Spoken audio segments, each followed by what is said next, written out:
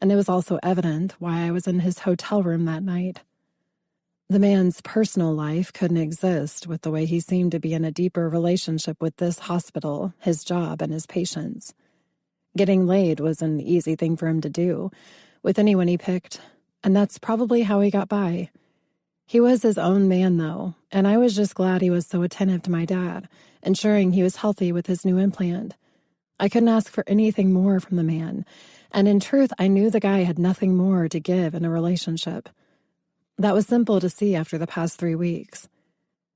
Their voices drifted off as they always did, Dad and the doctor bantering back and forth, while I looked up the dates that I'd missed to enroll in the fall semester at the closest junior college. I still didn't understand how my new job was so understanding of the situation. I could have been made to come back to work, but they told me to take all the time I needed, and thank God. I just couldn't leave my dad. Not right now. I'm heading out. I looked over at Dad and Carmen, who were watching TV after the doctor left. "Why don't you rest at home tonight, sweetheart?" he asked. "I'm not leaving you," I firmly stated. "Dr. Mitchell said I'm doing fine, but he did mention my poor daughter might be admitted to the hospital soon enough if she didn't get the rest she needed." "I'm sure he did." I smiled and pulled my purse on my shoulder. "You both tend to find good conversation with me being the butt of both of your jokes." "Go rest at home tonight, Ash," Carmen said with a sympathetic smile. "Take my advice as a nurse and a 60-year-old woman with firm skin." She winked. "If your dad so much as misses a breath, I'll call you." "I can't be an hour away, Carmen." Carmen stood and walked over to me. "If Dr. Mitchell was the slightest concerned about Mark, he'd have him in critical care. Instead, he's recovering in a comfortable hospital bed and room. Are you concerned his heart will fail even after Dr. Mitchell just checked his echoes and new x-rays, showing him how well the blood flow is?" I sighed and looked over at Dad. "You will tell me if anything, I mean anything happens." "Yes, mija," she said. "Come on, Ash," Clay insisted. "Let me walk you down." After seeing how healthy Dad honestly looked, I decided to go home and pretty much die on the sofa after this insane month. They all laughed when I said to call me in the morning because I knew I wouldn't be waking up if my mind let me rest. I felt myself hitting a wall, and it was happening faster than I could get to my car. I was so fucking tired, and I should have just stayed and slept on the hospital sofa. That was nicer than ours at home, by the way. I blinked my eyes a few times before my car came into view. Once inside, I closed my eyes, praying for a second wind to help me get home. If not, I was sleeping in the car. A couple taps on my window, me wiping the drool from the corner of my mouth, and I jumped when I saw Dr. Mitchell leaning over and peering in at me. I opened the door, instinctively thinking something was up with Dad. I jumped out of the car, pretty much half awake and paranoid, and ran directly into the man's hard chest. The leather strap of his briefcase fell off his shoulder, and the case crashed to the ground as he worked to steady my impulsive reaction. I clung to him, feeling like I was a drunken fool. "Damn," he said, oddly holding me against his chest. "Were you so determined to stay close that you chose to sleep in your car?" he asked as I got my bearings and stepped back from him. I sighed. I tried to take everyone's advice and sleep at home tonight. I waved at my yellow Accord. It looks like I was more tired than I thought. "I'll say," he smirked. "I heard you mention that you were an hour away. Which direction? I can give you a ride. I'm sure you'll want to be back around the time I need to be here in the morning anyway, 6 o'clock. "Yeah, I'm not going that far. I took a nap in the car. I'll head back up to Dad. Thanks, though. You've already been helpful enough." He steadied my shoulders to face him. "Ashley." He said my name like the angel I believed him to be. "You are not driving home, and you're not going back into that hospital until you receive the proper amount of rest." "You are not my doctor," I countered, tired as fuck. "No, but I am a doctor, and I can tell you that if you don't allow me to help you, you can't help your dad either. Not in this condition," he said. I'm not going to my house. It's too far away. I started crying, and that's when I collapsed into the man's arms, sobbing all over his expensive suit. I was defeated, tired, and it had to have been the last few months of stressful events that led me to this embarrassing display. I felt his hand massage along my back, and it was more soothing than the sleep I desperately needed. "You're coming with me," he said sternly. "I have a place that's 20 minutes from the hospital." "You don't even know me," I cracked in response. "Why would you offer something like that to a stranger?" "Fine, then. Where are the keys to your car?" he asked. "Inside it." He reached in the car, grabbed my purse and keys, locked it up, and pulled his bag back on his shoulder. He looked at me with some calculating look, and then I was in his arms. "What the hell are you doing?" I nearly screeched. "Handling this matter the easy way," he answered. "If you're not comfortable with staying at my place, then I will take you to a hotel just as nice." "God damn it," I said in frustration. "Relax," he said. "Compliments of the medical group." We were in a sleek black sports car, the leather smelling just as luxurious as his cologne.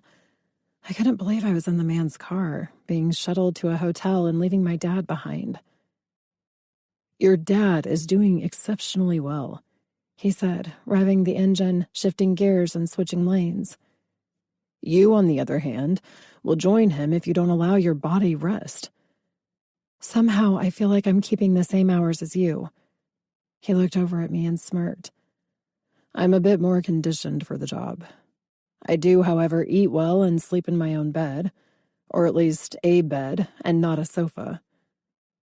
"How do I get back in the morning? Does the hotel have a shuttle?" "I'll pick you up," he stated. "What if something happens to my dad while I'm gone? My car is at the hospital." "Which is why you might want to take me up on my original offer to stay at my place. The house is large enough and you wouldn't even know I was there." Again, why would you offer that to a stranger? Your patient's daughter. He pulled into a large parking area that led to a massive hotel. A valet came to his door and one to open mine. The next thing I knew, I was sitting in a luxurious hotel lounge area, and he was at the alcove where the hotel attendant was helping him. He turned back to me and motioned for me to stand. I did, but not without noticing that look again in his eye. He may have held a somber, pissed-off expression of determination, but he also had a sexy glint in his ocean blue eyes. We remained silent until a butler or some dressed-to-impress hotel personnel nodded as he opened the door to the room. I walked into another suite, one that was almost as impressive as the one in San Francisco, while he stayed back with the attendant. "A hot meal is on its way up, and you will eat it," he ordered in a humorous tone. "I hope you approve of this room. I know it's not the splendor of the hospital room that you can't seem to shake, but it should work for the night." "I don't know why you're doing this," I said, blown away by the gesture. "You keep saying you're a stranger," he said, setting his keys, phone, and briefcase on the counter. "You might feel that way about me, but I certainly don't feel that way about you, Ash," he said, his eyes dark. "Because I live at your hospital?" He smiled. "Perhaps it's because a year ago I met this woman I haven't been able to remove from my thoughts." He ran a hand through his hair. "I may be a stranger to you, only because I introduced myself to you that night as Mitch." Everything woke up in me right then and there. "And do you remember all of that?" I cringed. He laughed. "I can't imagine how you feel, knowing who I am after that night." "Honestly," he rolled his bottom lip between his teeth. "Honestly," he finally said, "I think you were amazing that night. And this," I waved my hand over at where he stood, hand planted on the bar area. "This person who saved my dad's life and blows my mind as a doctor?" I laughed. "You are quite the catch." He arched his eyebrow at me. "Why did we not have the start of this conversation weeks ago?" My dad was dying? I shrugged my shoulders, more relaxed now, knowing that if something serious did happen to Dad, I was with his guard dog. You should have come to my house, he stated. I have something crazy to ask you, I said, knowing I was off topic again, thinking about Dad. Crazy? Not like that, I reassured him. I know you spent the money to reserve this oversized room. I would probably go back to your place, but we're already here. What the hell? How did I ask him this? I would love to stay with you if it makes you more comfortable, and then you can eat and rest. I decided to play with his gorgeous expression. What if I wanted you to hold me in your arms all night? He grinned and stood up. That would cost you, he said with a laugh, walking over to the phone. And you don't have the energy for that. He winked as he picked up the phone and spoke into the receiver. Yes, it's Jacob Mitchell in the Presidential. He nodded. Right. I'm going to need a driver to run by my office and pick up my wardrobe bag. I'll call security to help escort them in. He licked his lips, me watching everything as if I did fall asleep in the car and dreamt this all into reality. Right. Thanks. He turned to me. Good to go. Now, do you need me to help you with the shower? Perhaps we relive our night in San Francisco. I smiled at him. I will kick your ass if you make me do something as stupid as falling for my dad's doctor. Or any doctor, for that matter. I turned to get in the shower. You might want this robe, he offered, as I headed down the hallway to the left. I have clothes coming up from the boutique downstairs as well. I might want to eat chocolate-covered strawberries naked, too. That's the sleep deprivation talking, he said with a laugh. I stepped into the bathroom and let the state-of-the-art shower soothe me to my core. Chapter 9. Ash. I woke up having no idea where the hell I was or how I got into this bed. I shot up in a panic as last night came to me slowly. Dr. Mitchell found me drooling and asleep in my car and brought me here to be closer to Dad. Right. With the energy that had returned after I'd passed out on this glorious bed, I stood up and remembered Dr. Mitchell had honored my request by staying in the mini apartment hotel room with me. I didn't recall us going into much detail, other than he remembered me from our all-night sex fest in his room in Frisco. That was it. I knew I should have been thrilled to know I made some kind of impression that lasted with the doctor, but I was too tired to care. I ate alone while he took a phone call in the other room. I didn't care about that, though. The food was delicious, and the meal had helped add to the great night of sleep I'd had for the first time in a month. I slept in silk pajamas that were sent up at the request of the doctor. The long-sleeved shirt and pants were made from the softest material I'd ever felt, and that's even after being dragged through the finest stores with Clay when he was shopping for himself. So excited to feel refreshed and rejuvenated, I jumped in the shower to get my day going without a second thought. The more my mind woke up, a knot formed in my stomach. Fuck. I didn't check my phone for missed calls or the time. I rushed through, soaping up, shampooing my hair, rinsing, and getting the hell out of this mindset that freed me from the fear and responsibility of Dad. I ran with a towel in my hair and one wrapped around my body, fumbling around the room looking for my phone. I found it on the nightstand being charged. I most definitely did not put it there.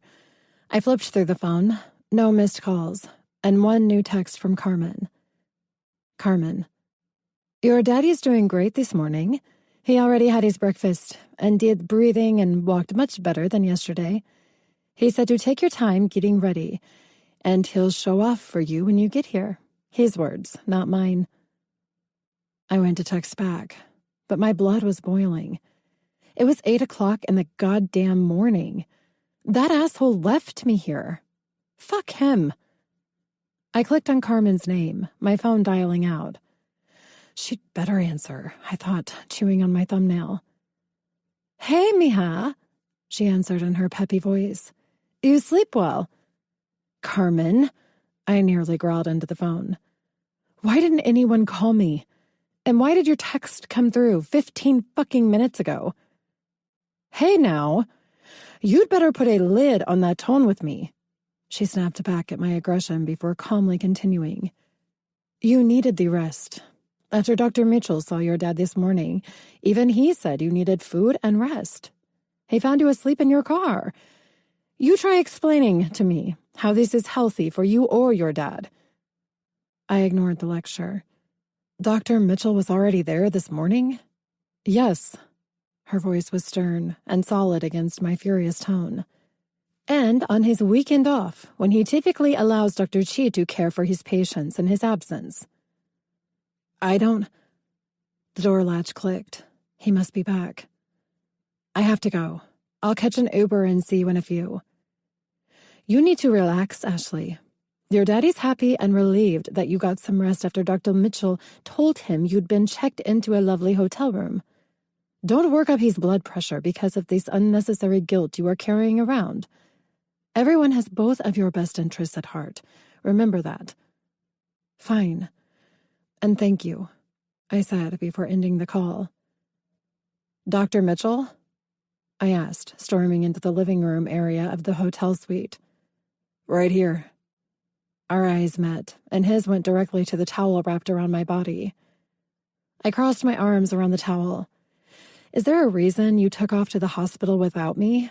I questioned, trying not to be entranced by his pristine suit and gorgeous face. Yes, I went to work. You were sound asleep.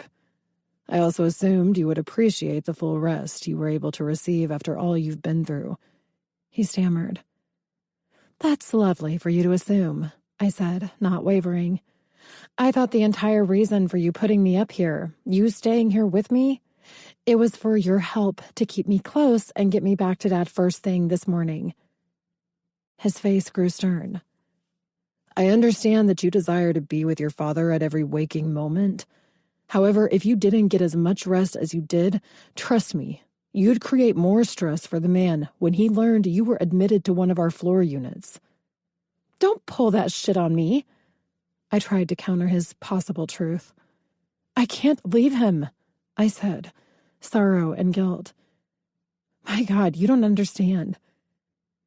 Being in this line of work, I do understand that the family member of a patient can become ill with concern and guilt about not being with their family.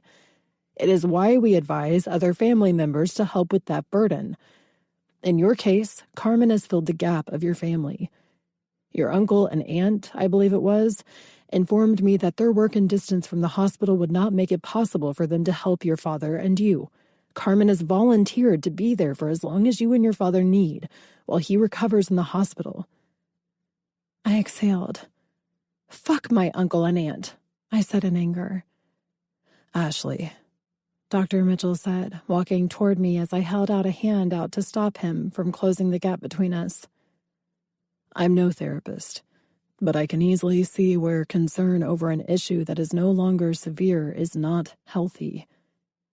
Who are you to judge how I handle my issues? I snapped. I'm not judging you. I'm genuinely concerned about your health, and now your stress concerning your father. As I said before, you are not helping him by slowly deteriorating your own health. My God, I covered my eyes. I get it, I said, choking back tears, unsure why I was fighting with this man. You see things on the surface. You have no idea what I've been through. I walked over and sat on the sofa, crying into my hands. I was officially having a nervous breakdown in the company of a man I didn't even know. Shit, I couldn't pull it together either. The burden of everything had been too much. My mother, the long-ass process of watching cancer eat her to nothing. I'd put my life on hold, unable to think about anything but helping and praying for a cure. That never happened. The funeral, the arrangements, the grief, Dad crying himself to sleep, all of it was slamming down on me right here and right now. And now my dad's life was on the line. I never want to relive the dread I felt as I watched him have his heart attack. The ambulance couldn't get to my gallery fast enough, and if another patron hadn't had aspirin on a fluke, Dad probably would have died. I was paralyzed as he received CPR, thinking I would lose him that fast. And now I was terrified it could happen again at any time. If I lose him, I sobbed. My mom was taken from me. What makes me think that seeing my dad's brush with death won't be his last? I'm so desperately sorry for your grief, he said as he sat next to me and ran a warm hand over my back. I will tell you with absolute certainty that your father is doing exceptionally well. I can safely say that if you're afraid for his life at this point, there is no need. I looked at him in disbelief. So, he magically doesn't need the transplant? I didn't say that, he answered, eyes severe as they stared into mine. The machine assisting his heart is helping him quite well. I inhaled, my eyes not leaving his. How long? How long until his enlarged and dying heart finally gives out, even with that machine? I already told you, he answered. He can live well for at least 2 years. Worst case, of which I will be monitoring, 1 year. Then I'm right back to where I was when my mom's cancer came back. I looked away from him, tears betraying me. Fuck, I choked out. I can't do this again. Is there a chance? No. I stood and went to walk away. He won't even have the conversation about the transplant. I sighed. I need to get back to him. I'll drive you, he said. I stopped and looked at his somber expression. I'll call an Uber. Carmen already told me it's your weekend off. Please enjoy it. You're a remarkable doctor, and trust me, I appreciate your help. But as you can tell, I'm in no position to appreciate anything fully right now. 15 minutes after my meltdown, I walked out of the bathroom ready to leave for the hospital. I dressed in my clothes that Dr. Mitchell had laundered, my hair wrapped up in a tight, wet bun. Upon entering the living area of the hotel room, I heard Dr. Mitchell on the phone in the other room. The guy was a busy man. I didn't have time to apologize, and so I escaped from the room as quickly as I could. I was in a jacked-up frame of mind, and Carmen sounded like she would chew my ass out if I showed up at the hospital ready to blame anyone because I slept too well. The Uber was at the hotel waiting, having sent for it right after leaving Dr. Mitchell in the room, staring at me like I was a crazy woman. When I got to Dad's room, he was sleeping, and I sighed in relief that I was back. I looked over at Carmen as she walked over to where I sat on the sofa in the room. She placed her hand over my shoulder. You can't do this to yourself. The guilt, the worry, and the shame. She shook her head. How would you know that's what I'm doing? I asked. I can't lose him like I lost my mother. No, you can't, and you won't, she said.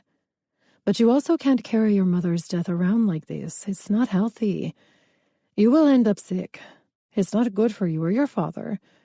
It's not fair to either one of you. I started tearing up, frustrated that I couldn't shake Mom's death and just move forward. I don't know what to do, I cried. I thought I'd grieved her death, and then it all came back when I almost lost him. You are stuck in an unhealthy stage of grief, she said sadly. You have yet to accept her death and heal from it. I can't just accept her death. I never will. She was stolen from me, and now I waved my hand over at Dad, tears streaming down my face. Now I have to look at him like this and be reminded that he was almost stolen from me, too. He wasn't stolen, was he? She said calmly.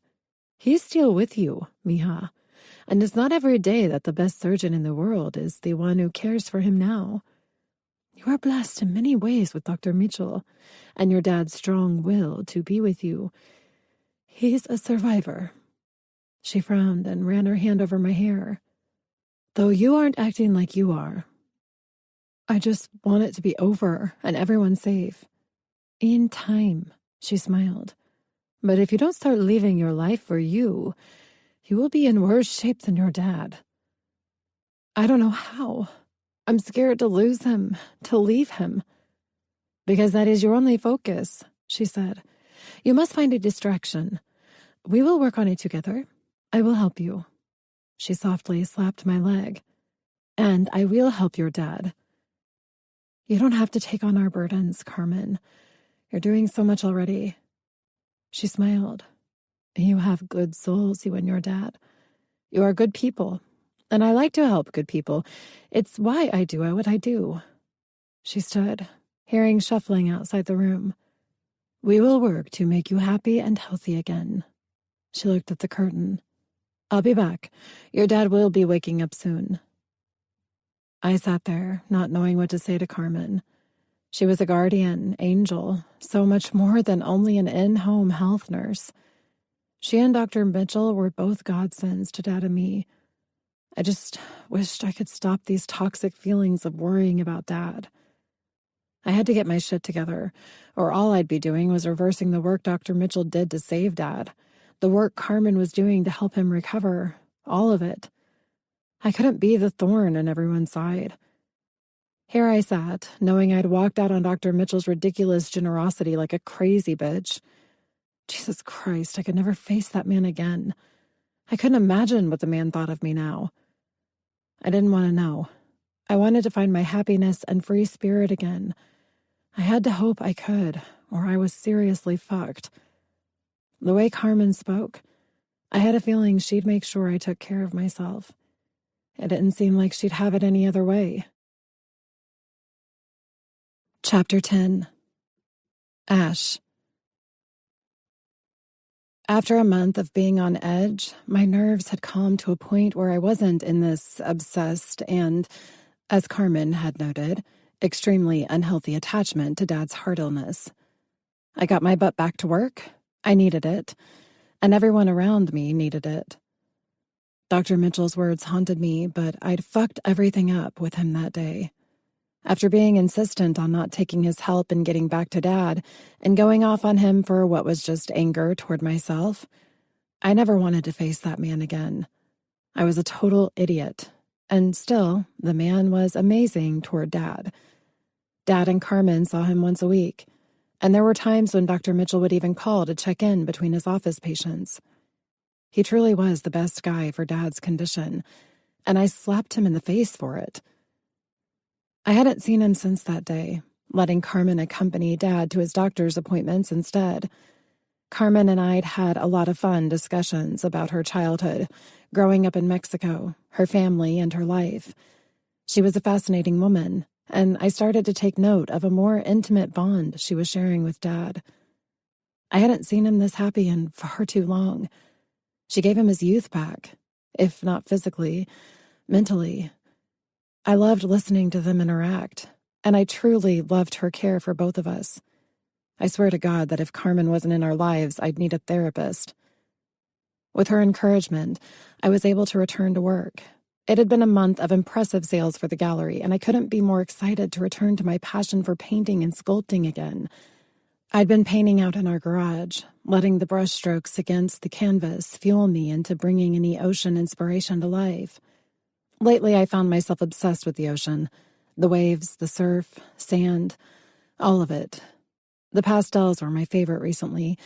And who knew, maybe one day I'd finally have the guts to open my own gallery like the one I was working for and share my art with anyone who could appreciate it. I walked around the floor and saw two men staring at a famous ocean print. This section was my absolute favorite, and mostly where I was inspired to find the serenity of painting the majesty and beauty of the vast sea realm. 1.5 million, and there aren't even any waves, not to mention turtles. I heard a man's voice scoff in humor. The two tall men stood in the usual expensive suits that typically graced this fancy gallery. Both were dark-haired, and from standing behind them, facing the one portrait I loved most, I could tell they were easily attractive, but spoiled rich boys. Yes, we had plenty of those. Those and the pretentious snobs who stared down their noses at everyone else. "That's one of my favorite portraits," I said, not looking at their reaction. I waved my fingers over the brushstrokes. It's the craft and talent in the brushstroke that captures multiple colors against the canvas. It's abstract, yes. However, this artist has a way with his brush that brings the image he sees in his mind alive. And the reason brushstrokes on canvas are worth over $1 million? My heart leapt into my throat when I realized the voice belonged to Dr. Mitchell. Holy fucking hell. I dared to look at the two men. One of them was smiling, and he could have been Dr. Mitchell's twin, except for the green eyes and cleft in his chin. His hair was longer, though, and in a wavy style of authority, and Dr. Mitchell's was still the short and sexy, messed to perfection style. It's not just the strokes, I said, shuffling for an answer after my mind went blank. He came back with the Mitch I knew in San Francisco look, the smirk, glint in his eyes, and his hands sliding confidently into his pockets. I disagree. He arched his eyebrow at me. I feel that if it's going to cost me $1 million for some strokes, it better be something I want to see every day for the rest of my life. His friend, twin, brother, looked at him. Can we please focus, Jake? He asked in annoyance and looked at me. Sorry about him. God damn. There are two sexy gods in this room together? Don't worry, I smiled at the guy. I'm Ashley, I said, seeing the man's eyes widen as if I had just spilled a drink on him. He recovered the look of shock. Ashley, he nodded. Because my brother has insulted one of your favorite pieces, I'll buy this one for his home and continue to search for another for mine. James! My lively boss clicked her heels as she scurried over to where we were. James Mitchell, I thought I'd never see you come into my gallery. Excuse me, he nodded. Nice to meet you, Ashley. Perhaps Lillian can point me in a direction with darker colors, fewer pastels. Ashley can tend to your brother, she smiled at the doctor. Dr. Mitchell? She nodded and said with a flirty voice, Nice to see you again. Wish the feeling were mutual. He chuckled. Where are the more current pieces? James asked my boss. Right through this hall. I have those I was texting you about. Their voices trailed off while I was left to stare in awe into his ocean blue eyes. How are you and your father faring? He asked. Listen, I said, taking his arm and pulling him to the side. I don't even know where to begin to apologize for everything I did that morning in the hotel. To sincerely thank you for everything you did and continue to do for my father. I was horrible, and I'm so sorry. She begs my forgiveness? He looked down into my eyes. I'm serious, I said. I am too, he responded. I just want to clear it up. I'm truly sorry. I don't know how else to tell you how apologetic I am. Date me, he said. What? Let me take you out. I want to meet Ashley Taylor for real and have a normal interaction with her, he said, and then reached his hand out to mine. My name is Jacob. Most call me Jake. I laughed, placing my hand in his firm yet soft one. I'm Ashley. Most call me Ash. Someone mentioned that it was Annie something or other. He arched an eyebrow at me. Someone mentioned your name was Mitch? I lifted my chin. Mitch? He chuckled. That would be some douchebag who made the biggest mistake of his life. Oh, I played along. How so? He let the most beautiful woman he'd ever met go. One who, he mentioned, was the best sex of his life. Wow, I said, my heart racing. That sucks for him. Rumor has it, he hasn't gotten that night out of his mind in over a year, and trying to has fucked him over more than once. Damn, I covered my mouth. Yep, he sighed dramatically, then smiled. That date. I will get on my knees here and now and beg you for it if you'd like. I laughed at his silliness. Shut up. I'd love to. Carmen will be happy to learn I've actually gone out with someone since being back to work. She mentioned that to me. Breaking the doctor-patient relationship, eh? You made it clear I wasn't your doctor, he countered. What can I say? I was worried about you. I asked my favorite nurse how you were doing, It seems she and I both agree that you needed to move forward." He smiled, and now my insides were going crazy for this man like they did in San Francisco. "You're doing a fantastic job of that. Now, I must ask, what has you working for the most ridiculous bitch in her art gallery?" I needed the money? I laughed, knowing he was right, but Lillian also was more than understanding about Dad in the hospital, too. She also held my job for me while Dad was sick. Also, I love the artists who have work on display here. "Interesting," he said. "And so she loves art." "It's my passion," I answered. "Perhaps you'll be quite thrilled when you see your favorite portrait hanging on my wall, courtesy of my brother, of course." "Is this another invitation to your home, Doctor?" "Jake," he corrected me. "And yes. Actually, if you desire to see the print again, you'll have to be lying on my bed." I laughed and rolled my eyes. "Lying on your bed?" "Yeah, to ensure the $1 million strokes are on display in an ideal fashion." "You've lost it," I laughed, hearing my boss and his brother coming back. He licked his lips. "I'll get your cell number from Carmen. Are you okay with that?" "That's fine." "We'll arrange something then. What time are you out of here? Tonight?"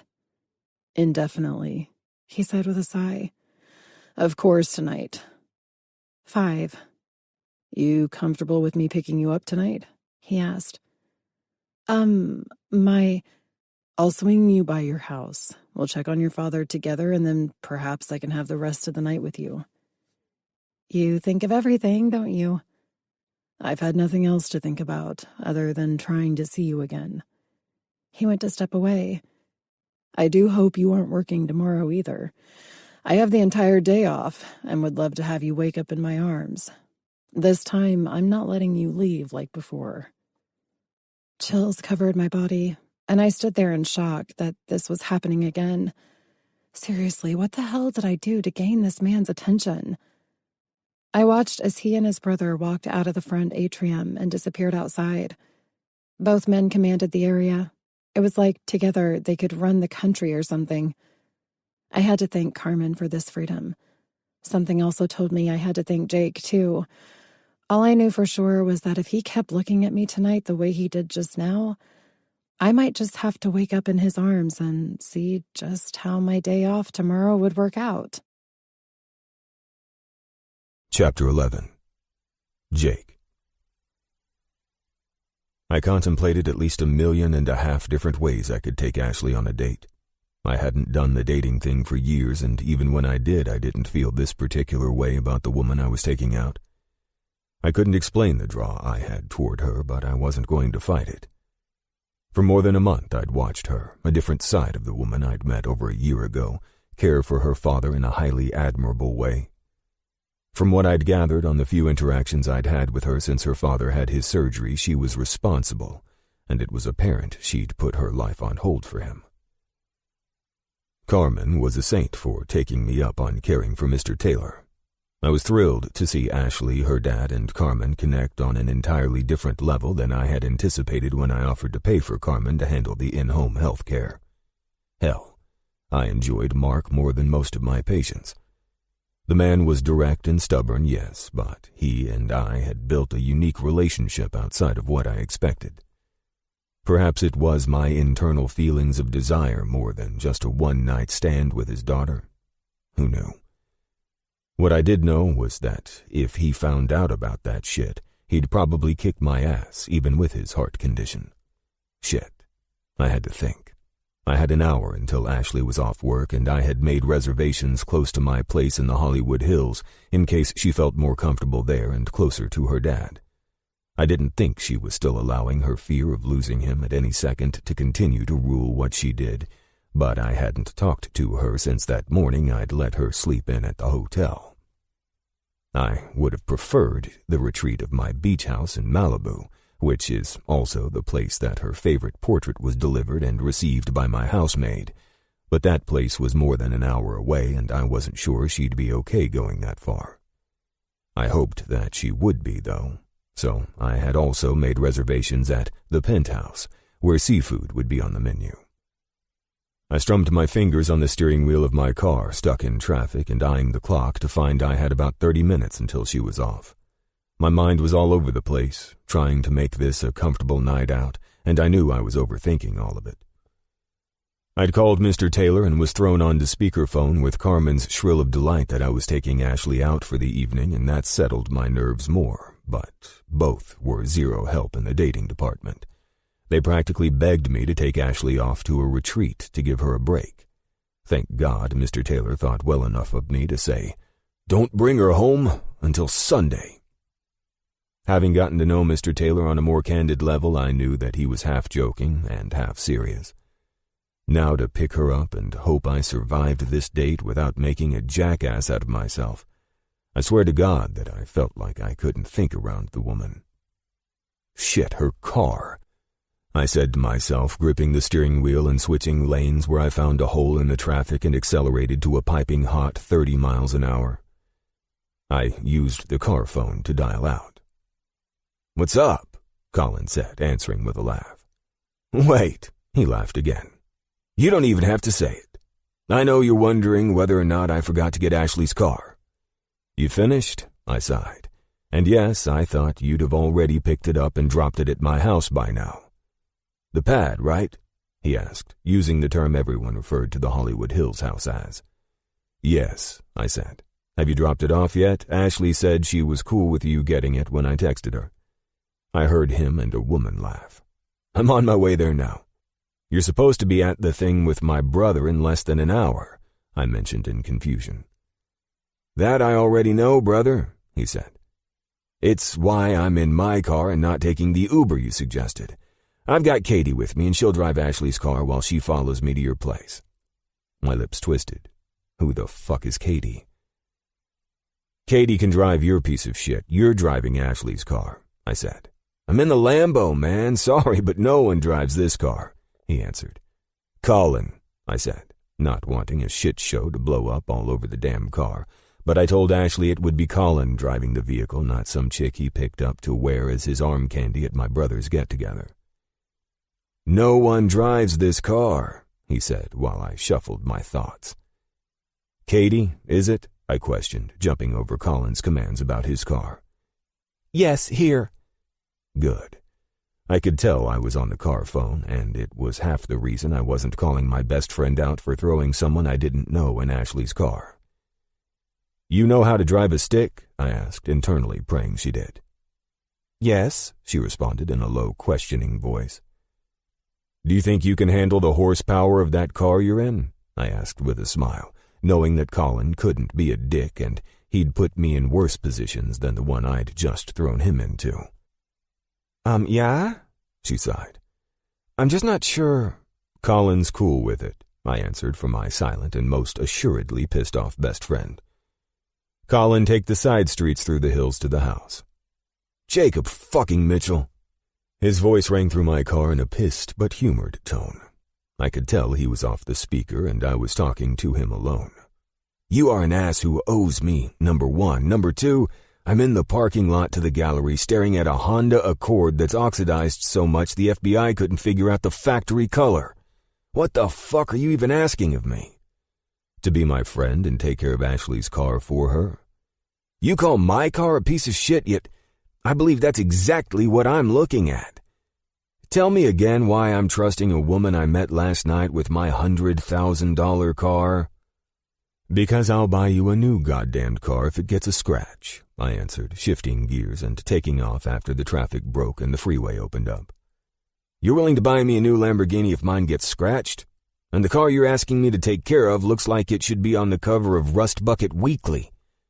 He laughed at his joke. "Shit, man, you like this chick, don't you?" "Hey," I heard Ashley's voice through Colin's phone. "Are you Colin?" "Yes. And you're Ashley?" he answered her. "Hey, Jake, talk to you later." The line went dead, and I had a feeling Colin was using his smooth tactics with Ashley to let a complete stranger drive her car. God damn it. Please don't fuck this up, Colin. I dialed Ashley and it went to voicemail as I was getting off at the exit for the gallery. Instantly, she rang me back. "Hey," I said. "Hey there. So your friend just took off in my car and I guess he's taking it back to your place, eh?" Yeah, you cool with that? I should have asked. I don't care. She laughed, and the weird anxiety I let build up over this melted away. I pulled into the parking lot, catching her just before she went back into the gallery. I rolled my window down after hitting end on the call. Hey, sexy, I said, prompting her to turn back to me in the car. Can you save me the trouble of interacting with your annoying boss and text her that you're leaving 10 minutes early? She laughed me off as I expected. How about you wait for 10 minutes, either out here or in the gallery? Is the bitch still in there? Her face twisted up into the most adorable grin, her eyes sparkling radiantly. May I ask why you have a problem with her? Your brother seemed to like her just fine, she stated. I rolled my eyes. One day my brother will figure out why the woman is his friend. She went to walk away. Ah, interesting, she said, and then offered me a flirty wink that I wasn't expecting. My breath hitched and I felt like a teenager, not a fucking heart surgeon, when my body reacted to a gesture that gave me hope that she was as excited as I was for this night. After parking the car and pulling up my reservations, Ashley walked out. I stepped out of the car and walked over to her door. So what shall it be? I smiled at her as she slipped into my front seat, looking up at me. Surf or turf for dinner? She smoothed the short red skirt over her thighs. I love seafood. Then it's the beach for the woman I finally can have more than 3 minutes worth of a conversation with. The beach it is, she said as she pulled the seatbelt across her. Well, shit. I might pull this whole thing off after all. Ashley was smart, and if she lived in Burbank, the beach was about an hour away. If that idea bothered her, I know I would have seen that panicked look in her stunning chocolate eyes. Carmen was right when I inquired about Ashley yesterday at their appointment. The woman was putting herself in a healthier state and starting to live again outside of her father's situation. Carmen's smirk told me that she'd been hard at work and had seemed to have gotten through to Ashley. Now it was my turn to ensure Ashley had a fantastic night away, and the table I'd reserved on the patio overlooking the ocean was a superb start. Chapter 12. Jake. I brushed my hand over Ashley's lower back, guiding her toward the table with the perfect view overlooking the ocean. I opted for the indoor corner seat next to the glass windows that gave us privacy from the other patrons in the restaurant to keep the distractions from the wind and other elements at bay. The waiter led us to our table, which had the fine wine I'd requested already sitting in ice. White bread, cheeses, and other novelty delicacies were prepared for us on the table. After we sat, I nodded toward the waiter, thanking him for pouring the wine and leaving us with the menus. Oh my God! Ashley's eyes and smile were wide as she glanced around the room. Well, this is yet another side of you I haven't met. I draped my napkin over my left knee and took a sip of my wine. I believe this is a side of me that I haven't met yet. I winked at her playful expression. Really? She arched a brow, and if she kept running her hands over her skirt, I was going to lose all self-control. So how is it that you and I have never met this man? Perhaps he has a name? Very funny. I smirked, offering her a small dish for her to choose from pretty much every delicacy I had requested off the menu before we arrived. Let's keep it at Jake, though. I raised my glass toward her. I haven't been able to remove from my mind the glorious sound of the name Mitch coming from you either. She sipped her wine, cheeks tinting red and eyes diverting to the sparkling sea that the sun was slowly working its way to dip behind. God damn, this woman was beautiful, and I was lost as I watched her eyes change from what seemed to be embarrassed into a fascination with the water. Does the lovely lady approve? I finally asked, knowing if I continued to stare any longer I'd be transitioning from this man who was enjoying a moment with a woman he was interested in and into a hungry beast who wanted to relive every moment of that night in the hotel in San Francisco. The lady does approve, she flirted back, and I was about to down this glass of wine like a scotch if I wasn't careful. This view. She leaned over to glance at the ocean. I love views like this. I wish I could memorize them and paint them just as I'm experiencing them. Isn't that what cameras are for?" I teased. Her radiant expression turned back toward me. "No. Well, yes, but no." I chuckled. Damn.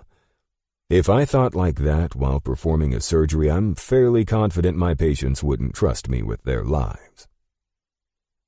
I went to pull the menu and start making suggestions of the finest seafood at this restaurant, but both Ashley and I were caught with a flash of light practically in my face. I blinked a few times and then noticed it wasn't just an idiot with his cell phone taking one picture from over Ashley's shoulder. It was a goddamn mob. "Can I help you?" I asked while Ashley recoiled to what seemed to be the entire restaurant pulling out phones to take our picture. What the fuck? Did I just summon the whole restaurant to take a picture of Ashley's view for her? "What's happening?" Ashley asked with a nervous laugh, rightfully covering her face with her menu. "We're getting the hell out of here. Jesus Christ," I said, pulling her in close to me while she ducked behind her purse. We looked like a ridiculous unprepared couple who was getting blasted by the fucking paparazzi. I was trying not to trip over the feet of patrons who were interested in what the hell just broke out to ruin their fine dining experience, and Ashley almost was shoved into a table twice. I couldn't do anything but get us both the hell out of here. "Holy shit," Ashley laughed after a waitress opened a side door for us to exit through. "Follow me. I have no idea what is going on, but we will rectify this situation for you, Dr. Mitchell," she said. "Your name?" I asked, making sure her efforts didn't go unnoticed after we got flash mobbed by the cell phone camera crew. "Jennifer, sir," she said, rushing us through the stairs and hallways. "Which car is yours?" "The black Bugatti," I answered, looking for where the valet parked my car. "Over there in the corner." "I'll get your keys and then use that side exit. I just started my shift and wondered what celebrity came in here without sending word ahead so we could ensure they weren't disrupted while eating." "Hold up," I said, my tone annoyed. "First of all, I'm not a celebrity, and second of all, I am shocked that a restaurant such as this would require anyone to call ahead to ensure they had a private meal." She stared at me after getting the keys from the valet that ran out to meet us. "Forget it," I said, too pissed to talk. "You mentioned you believed a celebrity was here? Is that because there's a situation out front that I need to avoid?" She nodded, and her blue eyes locked with mine. "Yeah," she exhaled. "I know this sounds horrible," she said to me as I stood there, holding Ashley's hand, instinctively keeping her close to me after our bizarre escape. "But can I get your girlfriend to take a picture of you and me before you leave?" What the motherfuck? "You know what?" I forced a smile and loosened my suddenly tight grip around Ashley's hand. "Any other time would be great. However, I should like to leave and find a location where this chaos is not interrupting my meal." "Maybe next time," she said, diverting her eyes. "Sorry." "Thank you for helping us out," I said, taking my keys and marching with Ashley toward the car. "Fucking unreal," I said. "I'll make this up to you. I just need to get us out of here first." Jesus Christ. Did another fucking article come out that had more to do with my eligible bachelor status than my work at St. John's? Why was this happening again? I had to call Jim. I had no idea what happened to bring this on, tonight of all nights. Ashley rushed to the passenger side of the car as soon as we heard voices coming from outside the garage. I fired up the engine, and the low growl of my vehicle that loved to top speeds was about to get exactly what it was asking for. "Hang on," I said, navigating through the covered parking lot toward the side exit. Shit. No go. The damn thing was blocked off as another entryway and not the exit. "Didn't she say this was the way out?" Ashley said, glancing around. "Looks like we get to go out front. I'm so sorry about this and everything I'm about to say until we get the hell out of here." Ashley laughed. "Well, I've heard you growl out the word fuck before." I looked over at her smiling face. "What?" I said with a laugh. "Yeah, I haven't forgotten my favorite sounds coming out of your mouth that night either. So, I guess I'm riding with Mitch now?" Good God, the things this woman does to me, and she's not even trying. Well, you're at least going to hear me say the word fuck like it's the only word in my vocabulary if I can't get us out of here without anyone trailing us. High speeds, eh? She taunted in a sultry voice. Let's do this. Thank God she was living fearless and free, because after pulling out of the parking structure I was dumbfounded by what was happening. I ignored the crowds of people like we were on the red carpet in the car and maneuvered through them.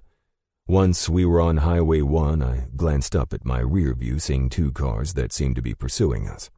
What the fuck is going on? I thought as I looked over my shoulder and downshifted to give the vehicle the gear it needed to lose the bastards. Shut up, Ashley squealed, and I smiled in response to the more daring side I hadn't seen in her before. This car is so... She stopped and laughed while the G-forces of the car had her pinned into her seat. Thank God it's making up for you not eating dinner as planned, I said, focusing on the road, the assholes in my mirror, and debating on cutting up through the hills to my right to lose them. There was no way I was leading any of this madness back to my place. Definitely unexpected, she said, adjusting her dress. Damn it. What I wouldn't give to rip the thing off of her and truly enjoy the experience of possibly getting my ass thrown in jail for blowing past 100 miles an hour. Fucking finally, I said after rounding the oceanside turn and the cars disappearing behind us. I need to think, I said, knowing they weren't going to let up or possibly for some crazy-ass reason sending others out to hunt me down. Did you lose them? She laughed and rubbed my arm. It was like electricity jolted through me. Her touch was something I had been craving. So far, I kept glancing in the mirror. So, where to, Dr. Celebrity? She chuckled. I swear I never saw this shit coming after that interview. I have no idea what the hell just happened, I said with a sigh. I looked over at her. Do you mind if I call Jim? He might know a little more about why that happened to us. She smiled at me. It's your car. Do what you want. Besides, watching the sunset while cruising up the coast is pretty great too. I'm not complaining. At the rate of speed that we're moving, if I don't get pulled over and thrown in jail for it, we'll be able to finish the sunset dinner at the house. I smiled, then called for the car to dial my brother. Jake, he said in an enthusiastic voice. Did she ditch your sorry ass already? She is Ashley, and Ashley is sitting here listening to your insults. What happened to dinner? Jim's voice became more CEO Jim as soon as he recognized someone that he didn't know well was listening in on him. That's the only reason I'm wasting my time with Ashley and calling you. Either I'm being confused with some A-list celebrity, or another goddamn article came out about me. What are you talking about? Let's just say I think Ashley and I are going to be on Twitter and hashtagged or some bullshit like that. We were nearly mobbed at dinner, and I just ditched the red carpet treatment we received leaving the restaurant. I'm not aware of anything, but I've been in meetings all day, and now this event for the board members. The restaurant didn't do shit but pretty much get our asses out of there so the rest of their patrons could dine in peace, I said, my blood boiling again. I'll look into it, he answered. How's Ashley with everything? Probably ready to ditch the douchebag with cameras following him everywhere. I looked over at her, smiled and grinned. She likes the car at least. Jim laughed. You like Chinese takeout, Ashley? Love it, she answered. And I'm fine. It was unexpected, but I'm enjoying the scenic drive. Chinese takeout? I asked, shaking my head. I think you can go better than that, buddy. I expect your sorry ass who begged me to do this 3-part interview documentary for the hospital PR to handle the shitstorm that it's turned out to be. Fine. I'll have a 5-star meal sent to your place. When will you be at the beach house? Turning down Ocean Drive, I said. Then enjoy a glass of wine, calm yourself down, and food will be delivered to my pissed-off brother in an hour. Good? We'll be good when you figure out why I just had my personal life invaded from out of nowhere. And you fix whatever was written or picture posted that caused this. I'll have my staff look into it. Go enjoy the fact that Ashley's still in the car after listening to you complain to me like a little bitch. I sighed while Ashley covered her smile. Handle it, I said before I ended the call. The car pulling up to the garage triggered the opener, and we drove down into the location where I could finally hide the vehicle and hopefully salvage the rest of the night. We walked up the staircase to the first floor of the house. It had the best views of the ocean, the illusion of my pool seemingly spilling over into it. Ashley was instantly drawn to the opened glass doors that allowed the warm breeze to flow freely through the house. My balcony was pretty much a party oasis. I commissioned a renovation of the thing, mentioning that I wanted some secluded island escape, but the designers went above and beyond. There were torches, a tiki bar, palms to give me privacy from any neighbors who'd care to look over at us. It was like walking out to an island retreat. It was the only way I could truly escape, and the main reason I loved coming to this home. "This is beyond beautiful," Ashley said, walking around the lit pool. "I could live out here." "I could fuck you out here," I teased, testing her mood. She turned back and smiled. "I'm starved, though." She smiled at me. "And where's my glass of wine?" She arched her eyebrows sexily at me. Fuck. I was spellbound by her charms once again, and I knew she wasn't even doing much. She was just friendly and polite, and my cock was enjoying every look, laugh, and smile she was offering me. I cleared my derailed thoughts to answer her. "I do suck as a host, I guess." I laughed. "I'll be right back." Before I turned to leave, I watched in awe as her auburn locks blew in the wind, her red dress that hugged her body perfectly swayed against the breeze, all while she walked with dignity and grace toward the edge of the terrace. I wasn't a fan of art, not in the way some people could look at paintings or pictures and get lost in their beauty. But this was a picture that I wanted to be recreated. I snapped a few photos as she looked out at the view, hoping she'd accept the challenge of the canvas I wanted to be painted for my other home. Now it was time to try and salvage the night with the help of my most expensive bottle of wine from Napa Valley and enjoying the sunset, hoping to erase the bizarre intrusion on our dinner. Chapter 13. Jake. Before I could finish pouring the glasses of wine, the house alerted me to a food delivery service at the door. I glanced over at the screen the camera had on display to see a man holding 2 paper bags. I rushed down, and after I opened the door, the aroma of Chinese cuisine filled my senses. I kept a straight face, knowing I should have handled dinner myself. Jim was probably rolling with a strong buzz and trying to fuck with my night. "Thanks, man." I gave him a hefty tip, mostly because I must have looked like a dick, annoyed that my brother would pull this shit on me. The kid took off, and I noticed the paper receipt in the bag laying over the food containers with a personalized note attached. Ashley sounded excited to have Chinese, and you wanted 5-star. I believe I accommodated both by having highs delivered. Enjoy the night, Jay. My brother could be such a dick sometimes, but he picked up on shit like this. I was still shocked the guy hadn't nailed down a stable relationship by now. He was like the chick whisperer or something. The fact that he did catch on to Ashley's excitement over this meal was why I hoped my second attempt at this date, or whatever you'd call this now, would redeem our last attempt at dinner. High's was hands down the best Chinese cuisine in all of Southern California, in my opinion, and hopefully Ashley would agree. "This was the best meal I've ever eaten. I'm not even joking," Ashley said, blotting the corners of her lips with her napkin. I smiled over at her. Throughout dinner, we'd talked about her love and passion for art and the fact that she'd put it all on hold, and I watched her muscle through bringing up the death of her mother for a passing minute before ending the subject abruptly. With the small mention of her losing her mother to cancer, I began to understand her over-concern of losing her father more. "I'm glad you enjoyed it." I looked over at the lobster tail on her plate. "I see that the noodles beat out the lobster." I smirked, sipping my wine and pouring us more. "I don't have a stomach big enough for all of this." Her smile was so sincere, and with every passing second I became more fascinated by each of her mannerisms. "I'm just glad you enjoyed it," I said, my mind lost in the flawless beauty of her sitting across from me staring out at the ocean, the sun having set at least an hour ago. "So," she snapped out of her daze, sipped her wine, and leaned back in her chair. Tell me something about yourself. Well, I think you've pretty much been a part of what I'm most passionate about, though I have to admit I never believed in my right mind that I'd see you again, and I shook my head. That night was insane. Saving your father's life and then walking out to see the woman that I couldn't get off my mind for an entire year?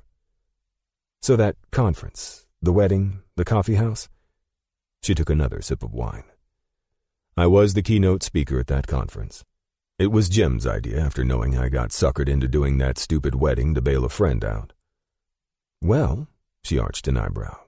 Besides being the keynote speaker that I can now confirm my old friend from high school wanted to screw, I have to ask, what did you speak on?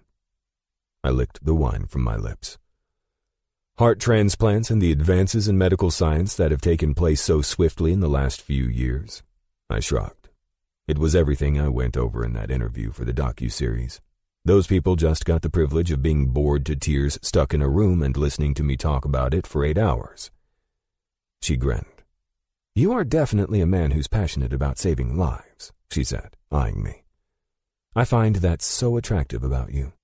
Seeing the way you treated my dad and everyone raving about Dr. Jacob Mitchell while living at the hospital for a month. Wow.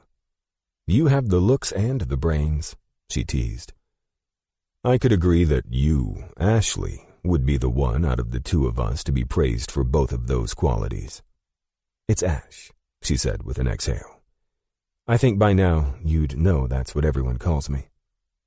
I chewed on my bottom lip. The alcohol was working on loosening up both of us. Fine then, Ash. I must ask though, after observing those who call you this, your friends, what if I entertained us being more than that? She smiled, looked away, and tucked a loose strand of hair that was blowing in the wind behind her ear. What do you mean exactly about becoming more than friends?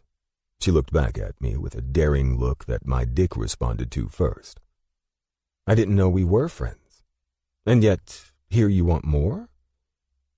If you keep looking at me like that, I rolled my bottom lip between my teeth, I could physically show you how much more I want.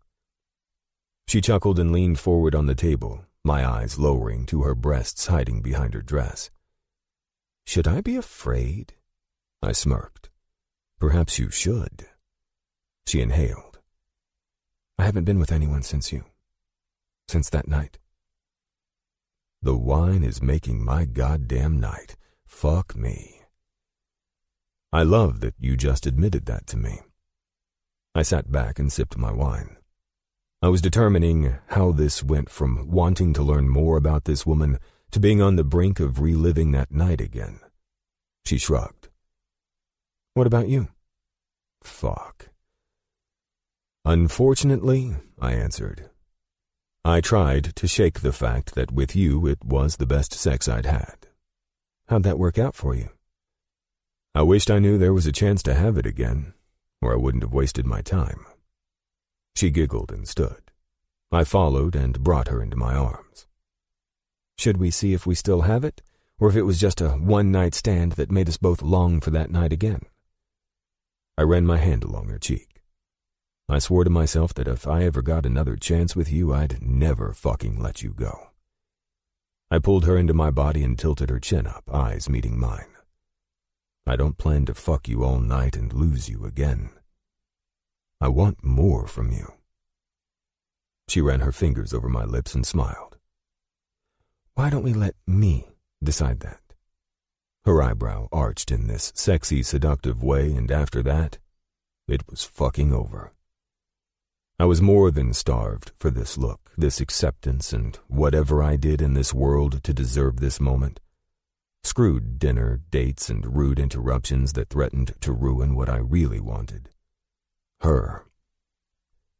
I restrained myself from the aggressive force that instantly built up in me as I took her face into my hands and brought my lips to hers. God knows how I managed this as gently as I had, but I did. I tasted her bottom lip and her mouth opened with a sigh I thought I would never hear from her lips again. My tongue met with hers, smoothly pressing against it, then searching her mouth for more of her tasteful kiss.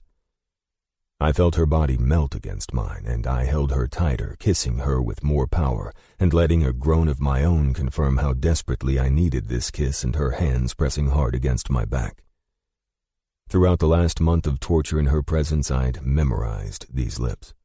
How they pouted when she slept in the hospital, unaware I was admiring her beauty even when she was wearing down each day, sleeping and spending every moment with her recovering father. These lips had put on many different displays of smiles that stole my breath from me.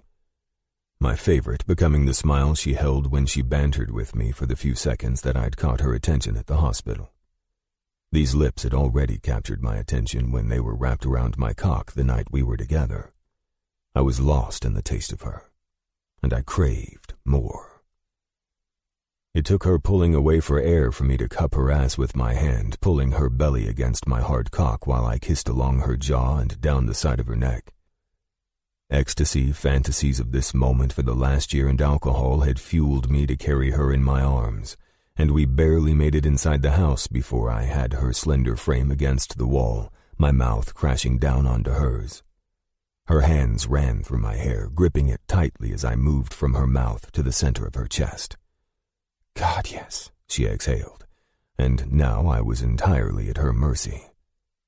Tell me this is really happening. I pulled away and rose, staring down into her dazed eyes. It's happening, Angel. I repeated the name I'd given her after she gained the title and becoming a gift from heaven to me that night. She smiled. Fuck me. My heart was pounding in my chest as if I'd never been with a woman before. I thought you'd never ask. It was corny as hell, but I didn't give a damn. I reached down, feeling the smooth sides of her legs, gripping her dress and pulling it up and off of her. Her black lace bra and panties were gone soon after, and I stopped for a moment to take in her full breasts, her shaved-to-perfection pussy, all of which I would ensure she knew I still treasured after all this time. She leaned against the wall after my mouth covered one of her breasts, and my hand slid down her belly and between her legs. Feeling how wet, hot, and tight her perfect pussy was, I was lost in this woman, and there was no turning back. I have to be inside you, I growled, the hard tip of her nipple between my lips. Fuck yes, she said after I rose, and she slid her hands into my slacks. My eyes met hers in a wild state after her hands found my dripping wet cock. Upstairs, I said, the need for this moment guiding me more than anything else. I grabbed her smooth ass and pulled her up to straddle her wet opening against my stomach. Her hands caressed my face as her aggressive lips bit at mine, and we resumed another delicious kiss. I had the house memorized, and without thinking, I moved up the stairs and into my room. My bed was positioned to gain the beauty of the ocean from where it sat in the corner and faced the glass doors and windows that made up an entire wall of the place. I couldn't give a fuck about the ocean, but I knew she loved it and hoped that this night with her would be that much more with the view. I laid her perfect body back on the bed, her legs falling open, and my mind shifting gears into needing to taste her delicious wet pussy again. I have to taste you, I said, climbing on the bed, reaching my hands into her tight opening again. I glided 2 fingers in, and with a slight twist of my wrist, I was on her G-spot and watching her eyes roll back. Right there, she confirmed what I already was seeing on her face. Fuck, I forgot how you... She bucked into me as I pulled my fingers and ran my thumb over her clit, massaging all of her pleasure points in and on her pussy at once. I bit my bottom lip when her glossy eyes met with mine. She nodded and moaned with a smile of desire that could have made me come right then and there. Come on my hand, Angel, I said softly. You're so beautiful. Her hands reached up into the pillows above her head, her mouth open, and hips rotating with the rhythm I found that was sending her into a cloud of passion. I'm... She moaned as if she hadn't had this release since the last time I saw her. Come on me, I begged. Her legs tightened as she groaned out loudly in pleasure, and that's when I had to feel and taste her cum on my mouth. I swallowed her warm pussy, my tongue probing in and out of her tight, pulsating opening that tasted like heaven. The spontaneous woman I remembered returned while I was lost in the flavor of the only woman's pussy that I desired. I tended to be an asshole when I fucked a woman. It was my way. Or I was over it. I was beyond spoiled with the women I chose to fuck, and they pretty much allowed me to fuck them for my selfish pleasure, not giving a damn if they came or not. I don't know what changed when I took Ash up to the room that night. I took her there to fuck her the way I wanted it, but she somehow charmed me into needing to see her reaction while she came. Like she had done that night, she took control, and I was on my back eating her pussy that she massaged on my mouth while her tits bounced with her soft mutters of pleasure. After she slowed her movements, my dick was throbbing in pain to enter her. I rolled her onto her back while she fumbled with the buttons of my shirt. I kept my eyes locked on her bright ones and took the shirt off and reached for my belt. God damn, I need to be inside you. I'm still coming, she sighed with a drunken smile. Fuck yes you are, I said, pulling off the last of my clothes and freeing my cock. I need to taste you, she said, licking her lips. Now, she ordered. Jesus, I've dreamed of this. I let out as I straddled her. I forgot how fucking huge you are, she said, eyeing my cock and then running her tongue under the tip. My head rocked back. She remembered the most sensitive spot of my cock, and this night was going to be 1,000,000 times better than before. I closed my eyes and reached back for her pussy, finding her clit as she massaged my cock with the wetness that was dripping for her and licking and sucking like it was her very own. It was hers. Before I came in her mouth, I was off the bed and going through my side drawers looking for where I kept my condoms. I glanced over to see her continue her orgasm. Fuck me to hell. She's the sexiest woman I knew, I thought, watching her massage her clit and dig her heels into the bed. What the hell, I said, my cock still dripping, waiting for the condom. What is it? She breathlessly called out. Her eyes met mine in the trance that held her, and it washed over me, possessing me to do something I'd never done with her or any woman. I was at the mercy of her in every way, and my negligence on making sure this box wouldn't be empty was fleeing my mind as I transitioned into a person who didn't give a fuck. Thank God part of me still had reason running within me. Baby, I sighed, climbing on the bed next to her. I moved her hand from helping herself to mine, helping her ecstasy stay right where it was. I can't believe this, but I don't have any fucking condoms. She licked her lips, and I could see her mind trying to replace this moment that snatched us both and held us hostage in need for more. Condoms be damned. Shit, Jake. Fuck. I'm on the pill, she said, pulling her hand to hold mine away from her pussy. To help me think? Nothing was going to help me think properly. She smiled. I was also tested after that night with you, she nodded. And like I said, it's only been you since that night. But you? Fuck, I said, my head falling to her chest. I have to be inside you. She took my face in her hands and brought my eyes to meet hers. I want you inside me. But we're at a point where you're risking knowing me well enough to tell you I'm clean and on the pill. And I have to ask if you are. She chewed her bottom lip. God damn, I'm such a fucking idiot to put us in this awkward situation. I've been with others after first seeing you again, I admitted like a fucking man-whore. That bullshit ended as quick as it started. No one could replace what I'd had with you that night. That all said, I've always been tested after. I felt my dick want to grow limp at confessing this shit like I was a child in trouble with his parent.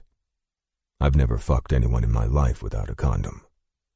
She nodded and scooted away from me, pulling my cock into her hands, twisting and massaging up and down the shaft that grew hard in her delicate hands. It's okay, she assured me. We can find other ways to enjoy each other without sex. She smiled. That was all it took. Her smile, her voice that caressed my nerves, and her hand bringing my cock back to life. I brought my lips to hers for a deep kiss while considering if I should fucking do this or not. Damn the ecstasy clouding my reason. She's clean, I'm clean, she's on the pill. I know the odds of that, but the chances are fucking slim. Even if... Fuck it. I pulled away. Are you comfortable with this? Do you trust me? She giggled as she maneuvered her body beneath mine. I trusted you with the life of my dad. I think I can trust you. She leaned up and kissed my chin. Fuck me, I said, biting my bottom lip. Since we're on the trust basis, I'm going to make sure you don't regret me fucking you without a condom tonight. She grabbed my ass and bucked her hips up into me. Do it, she said with that arch of her eyebrow. I lined my cock up to her opening. The warm, tight entrance lured me in, and that's when any additional overthinking left, and we returned to the passionate state we were once in. Her hands reached under my arms and pressed into my back as I slowly moved into her. Holy fuck, I said. Your pussy is so tight. It's so fucking warm, I gasped out, the bare flesh of my cock feeling the warmth of the inside of her body. Fuck me, I started chanting as I slid deeper and deeper into her. I fell into a rhythm while locked into a trance with her. She reached down for her clit, and my selfish passion was replaced by remembering what my girl liked. That's my job, baby, I said, pulling out and rolling over. I want you deep, but I know what gets you off, I said, probing the tip of my cock and thrusting it against her G-spot. Her ass pulled back into me, and I reached around to roll her clit with my fingers. Oh my God, fuck, Jake, fuck, she said, climbing up to her climax like a fucking goddess. Both of us cursed, groaned, and fell into a perfect pace of finding our orgasm together. Tell me when you come, and squeeze my cock hard, Angel, I breathlessly begged, holding back my cum with everything that I was. Harder, she growled, her hands and fists on my comforter. You're fucking unbelievable. She buried her forehead into the bed and forced her ass back into me. Yes, Jake. God, yes. She called out my name when she climaxed, and her pussy clenched hard around the small portion of my cock that was rubbing against her spot. That's it. Fuck yes. I'm going to come. I can't hold back, I called out in pain of needing the release. Deeper, baby. Fuck me deep. I flipped her over and gripped her wrists, all while managing it like a sex god, keeping my cock inside her. Her eyes were ablaze as my lips captured hers. I began thrusting deep into her tight pussy, feeling the most amazing sensation of my fucking life. To feel her pussy, my Ashley's tight entrance, with the flesh of my cock was the only reason I could bury myself in her. Any other fuck? Never. Ashley was different to me, and one day I'd like to know why I felt like she was mine, yet owned me herself since the first day we met. I gripped each side of her head, brought my lips to her neck, and with a loud growl my cum filled the pussy I'd craved for too long. She moaned along with my pleasure and ran her hands along my back as my orgasm continued longer than it naturally would have. Our bodies were moving slowly, my cock draining every ounce of me into her. Was I going to regret the fact that I missed the one item that was always on hand at each of my homes? I wasn't going to think about that. Fuck no. I wasn't going to regret this. For the love of God, I almost called out "I love you" to her at least 10 times before I came inside her. I would ensure this. The night was just starting, and I knew this girl could fuck all night. Round 1. She chuckled at one of the terms we used our first night together. I thrust deep into her, causing her to suck in air. At least 10 more to go, Angel. Chapter 14. Jake.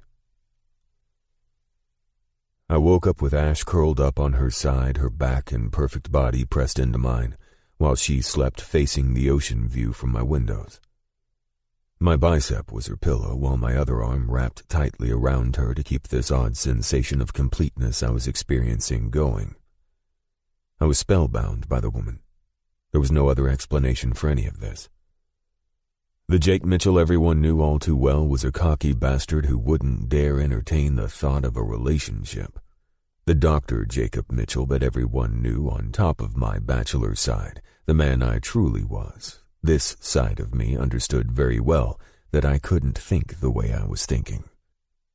I had no idea what the fuck to do with any of this except to go with what was driving me to keep this woman close and never let her go.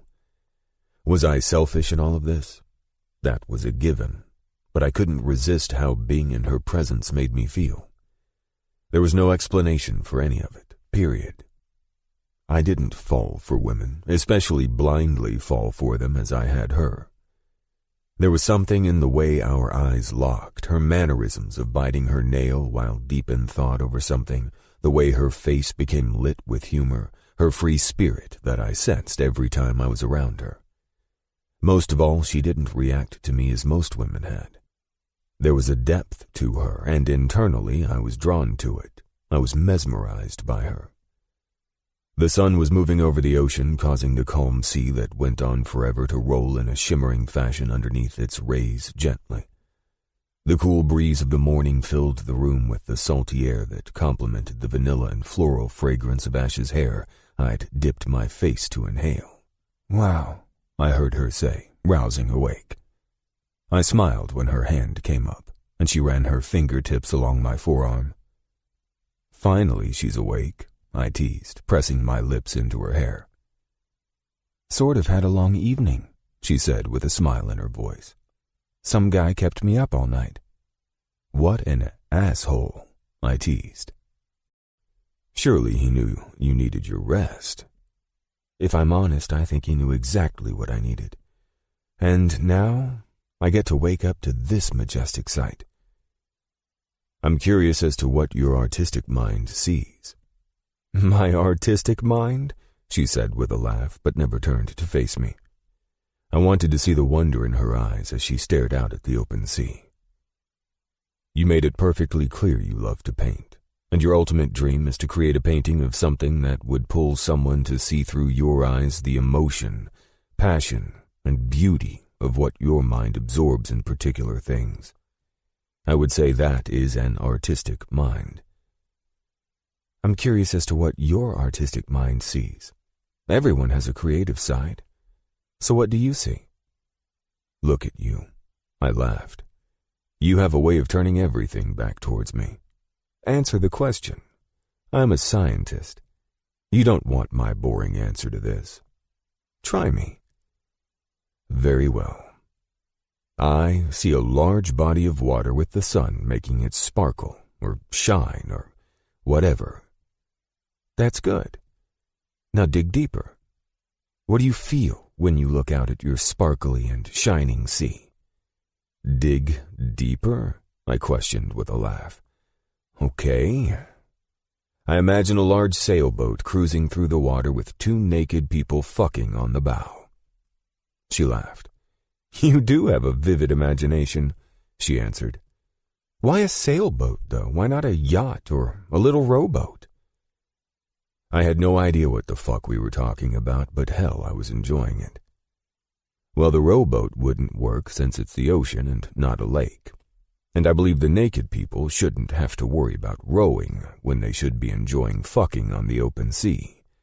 The yacht would be less intimate, with a captain and his crew navigating it, and assholes somehow coming out of every crevice of the thing, drunk and obnoxious. So you pretty much visualize the glittery, sparkly open sea as a sexual interpretation?" I laughed. "What are you, an art therapist?" I brushed my thumb across the bare skin of her breast. "I told you, the answer would be boring. Maybe it's just my interpretation of what I'm thinking of as I wake up with your sexy ass in my arms." I kissed her again. "The people trying to fuck in a rowboat, yacht, or on the sailboat? That's you and me." "Well, you're quite the dreamer," she said, Because I'd probably get seasick and destroy the canvas you've just created by being the one barfing over the side of any of those 3 boats in your visualization. I sat up, needing to stretch. She rolled onto her back, giving me the real portrait of what the artist in me needed. Her full tits, nipples hard, and her taut waist. She pulled the sheets over her, probably seeing the want in my greedy eyes. I used my elbow to prop myself up on my side.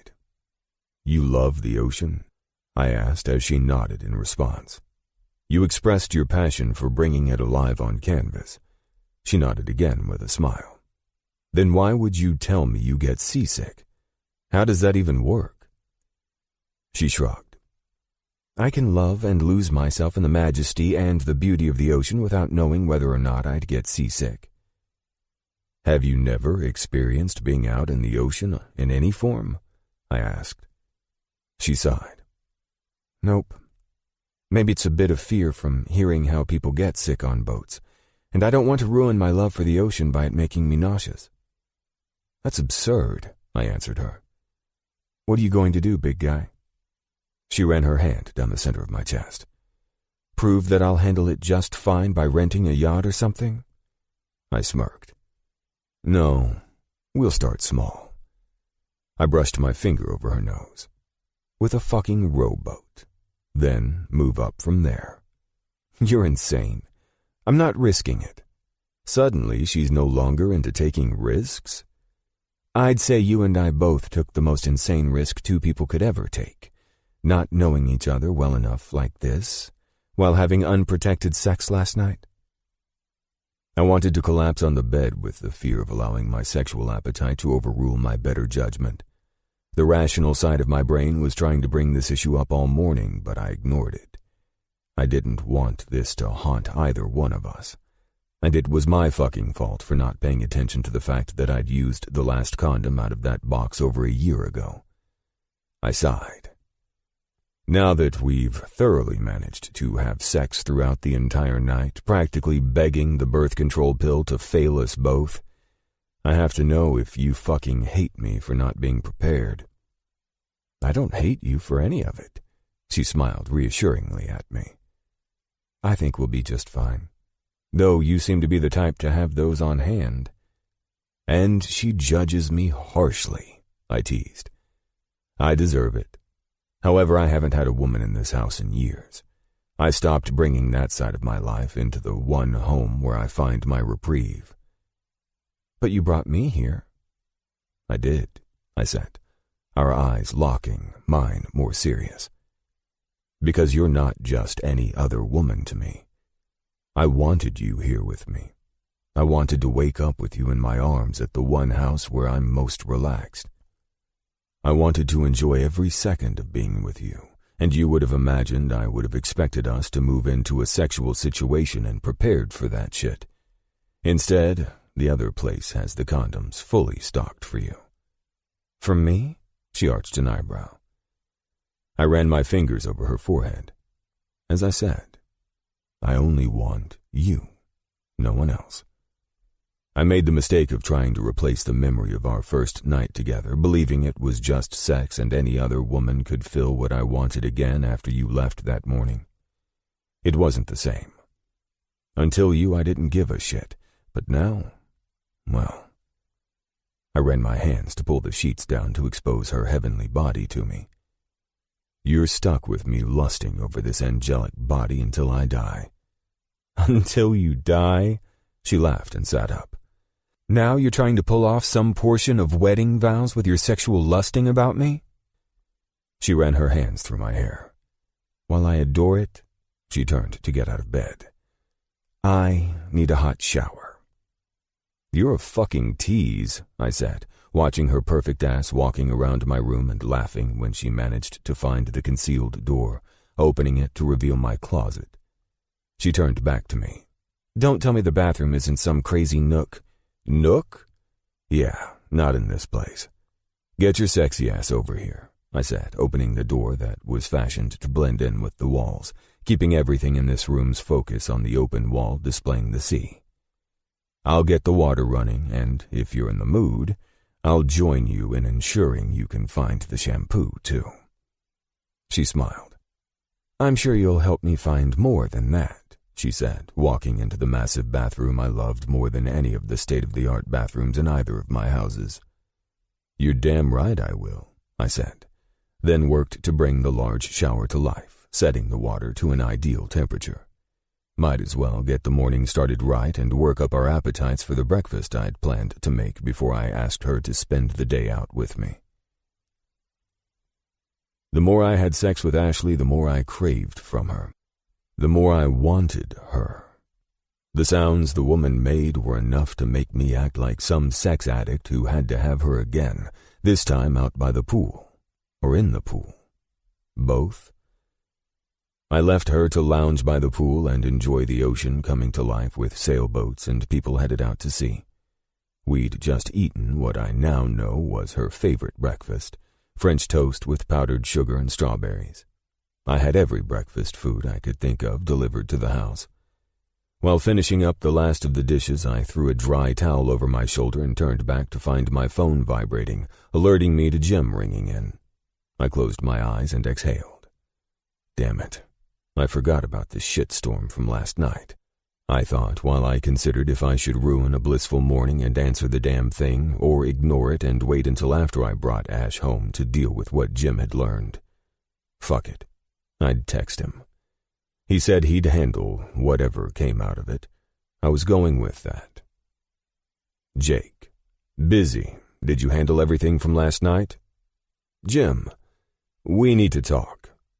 Jake. I'm not doing this shit right now. Incoming call. Jim.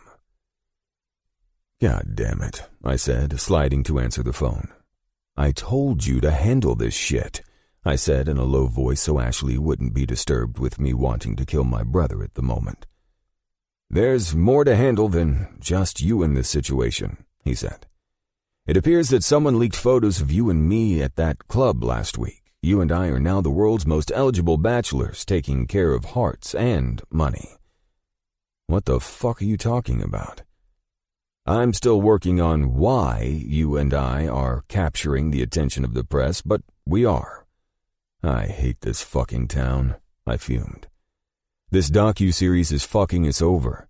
It was supposed to be about helping people trust the medical industry and how far science has come in helping people live longer lives, not this bullshit. It was never supposed to be about us. I made sure of that with every word that came out of my mouth in the interview. I understand that. However, someone must have a friend in the press or at a magazine. I don't fucking know. All I know is both of us have gained the interest of people, and from what I've learned, a high price was paid for the leaked photo. That's the thing, Jimbo. Leaked photos? Why the fuck would anyone pay for them? This is incomprehensible. We walked out of the club with those chicks. That interested them. So what? We aren't movie stars, I answered. I didn't take anyone home. I'm out. Fix this shit, now. I am fixing it, Jake, he growled into the phone. I'm also calling to let you know to lay low for now. If Ashley's still with you, stay out of the public eye. They seem to be after the more personal side of both of us. You because of the series and me because of the company. Fuck me, man. I was going to take her on a drive up the coast today. I'm not playing this game. I can't live my life now. If they're as aggressive as our lawyers believe them to be in wanting the inside details of our personal lives, then you might want to consider if they'll dig into Ashley's if they see her with you and want to know more about who you're with. I rubbed my forehead. If I remember correctly, which I do, we had a mob of phones taking our pictures last night. Are you telling me that whatever in the hell these people are doing will result in her being on the front page of magazines or something? I handled that entire situation last night. Trust me, it wasn't cheap, but I handled it. And pictures taken of you and Ashley won't be released. The lawyers are involved to ensure her privacy after being seen with you. I don't do social media, and you know that, so is that handled as well? I'm pretty sure some might have slipped under your magic fix radar and posted something. Isn't that what everyone uses that bullshit for? Any photos uploaded were deleted. It's handled. I'm calling you to tell you to lay low. Or if you go anywhere, go somewhere that doesn't give a shit about following these headlines and stories so you're not noticed. If you have to go out, then be smart about it until I get this settled down. Fine. We'll talk more about this tomorrow or after I drop Ashley off. Let me know when you plan on taking her home, and I'll send a driver for her. Fuck that, I answered. I know the best way to keep our identities concealed from this invasion of my personal life. It turns out my girl likes adrenaline, and I think I have a better plan for our day now. Your girl? Jim said with a smile in his voice. Whatever, I sighed. I just need you to know it's handled, but it's also still an issue. Got it. We hung up and I tapped my fingers on the phone while I looked out at Ashley relaxing on the patio. You want to get out of here and do something wild? I'm not having sex on a sailboat, she laughed, sitting up. I just got off the phone with Jim, I said, eyeing her petite frame. I need to run out for a second and pick you up some clothes for what I have planned. I need your sizes. Jesus Christ, she said with a laugh. What is going on in that mind of yours? Well, my personal life is fucked for a while, and I'm told it's going to fuck yours over too if these assholes get pics of us together. Jim's handling it, but for now, I'm not taking chances with people strangely wanting to know about my private life. So, sizes? It depends on what I'm wearing. The place I'm going to could probably determine that from just your pant size. That's all I really need. Well, you're making this a bit exciting, but you don't need to go out and buy me an outfit. I smiled. Seeing your ass in black leather pants? Fuck yes, I do. Her face wrinkled in humor. We're going to a nightclub at 1 in the afternoon? Just answer me, I sighed with a smile. Size 2 pants, she eyed me. That stretch. If it's leather, you might want your shop friends to know I'll probably run a bit bigger. Got it. Be back in a few. Take a swim. I eyed the pool. The place is fully private, so you can swim naked if you'd like. I pointed toward the video cameras. I'll delete the footage if it bothers you that the cameras are constantly recording. You've got it all figured out, don't you? She surprised me by walking up to me, standing on her toes and kissing my chin. It appears I have to, since I'll have cameras on my ass for a while. I was back within the hour and walked out to where Ashley was lying on the lounge chair in a towel and one of my white undershirts was drying in the wind behind it. I see you destroyed my shirt. I laughed at her peaceful expression. Good thing you have 500 of them, or I would have had my naked body on display for your kinky pleasure after I left. I pulled her up. Well, since you took those perverted and creepshow plans out of my life, I'll have to figure something else out now. I held the shopping bag with her leather pants and jacket in it toward her. Go change into this. I have plans for lunch up the coast, but to keep you safe, you're wearing all leather, Angel. She took the bag. Jesus Christ. Okay, she said with uncertainty. When both of us were changed into my riding gear, I was grateful I remembered her needing boots, too. I wasn't a jackass on my street bike, but I never took it for granted either. A rider could go down for the stupidest shit, and I never took chances, knowing there was riding gear out there that could save my life should something happen. Mainly, my fears were assholes changing lanes and not seeing me, or wildlife coming into the road. When Ashley walked out of the bathroom, I instantly grew hard, seeing her in all black leather gear. Fuck, you look sexy. Fuck? She walked over to me. Is that your favorite word? I guess so, I answered, running my hands over the silk top I bought her to wear beneath the jacket. You're not wearing a bra. Are you trying to make it impossible for me to go without fucking you every second I'm with you? She laughed. I figured with this combat wear you have me in, no one would know I wasn't wearing a bra. I rubbed my thumb over her nipple. God damn it. I'm as hard as fuck. "You're as sexy as fuck in your leather combat gear," she said, rubbing her hand over my cock. "Did you buy condoms while you were out?" "Yes," I said breathlessly. "I'm about to use the entire box up on you before we even leave." She giggled. "Fine by me." I pulled myself together. I wanted her to see Highway 1 in all of its beauty farther up the coastline. I wanted her on the back of my bike. I would have her again, just not now. "Stay with me again tonight," I practically begged. "I'd love to," she said, soothing me to the core, knowing I'd get her for one more morning in my arms. "I have to be back at work on Monday, though." "You and me both. So let's make the best of the rest of our weekend." We walked out to the garage after I helped Ashley zip up the complicated jacket, and she gasped, laughed, and sort of squealed when she saw me uncover the Acos motorcycle.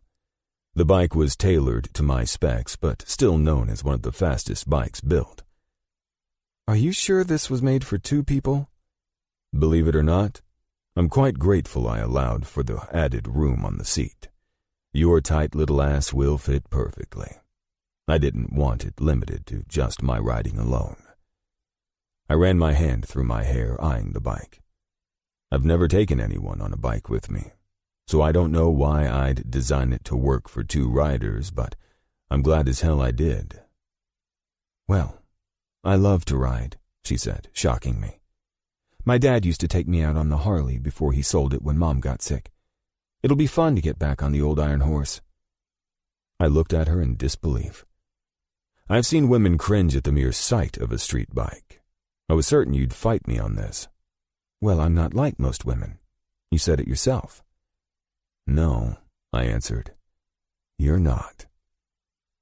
I think I was falling in love with this woman, and it wasn't just about the bike either. She was everything and more that I'd dreamt a perfect woman to be. Her free spirit, her daring side, and most of all, she was the first woman who didn't seem to do or say things to impress me. She was authentic, and somehow she felt as though she was born to make me the happiest man on earth. I just hoped to hell I was making the same impression on her that she was making on me. Chapter 15. Ash.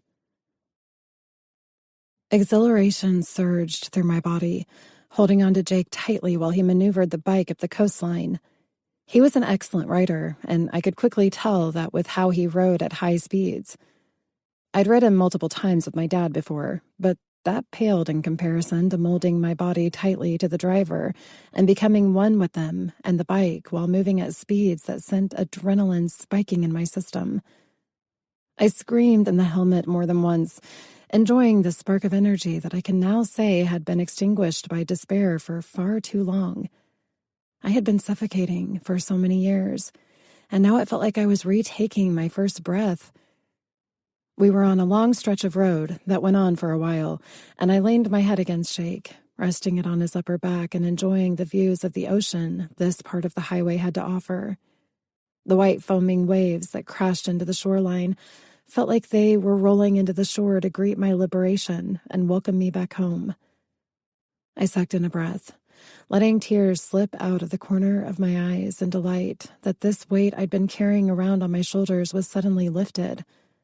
Everything was remarkable, and to see the ocean sparkle beneath the sun was like staring into the brilliance of a diamond under magnification and bright lights to enhance it. I was falling in love with life all over again, after death had controlled me for too long. Getting back to work was the hardest first step to getting my life back, and it felt like Jake taking me out on this ride just catapulted me back to where I once was before tragedy broke me. I owed this man in so many ways. Who would have thought a motorcycle ride could jolt my ass back to life? I smiled through my tears, letting each one that streamed down my cheeks continue to cleanse my soul and help me swiftly return to the Ash everyone remembered. Jake brought the bike toward a parking area where people could walk out on the bluffs and sit under the large trees that were in a grove along this part of the coast. He helped me off the bike, and in some crazy act of smooth speed, he had his helmet off and was helping me to ease mine off my head next. His expression changed, and his hands came up and stopped mine from smearing the trace of tears from my cheeks. I feel like a total asshole for not knowing I'd scare you to tears while on the ride. He framed my face with his hands, blue eyes raptly studying mine. Why are you crying, Ash?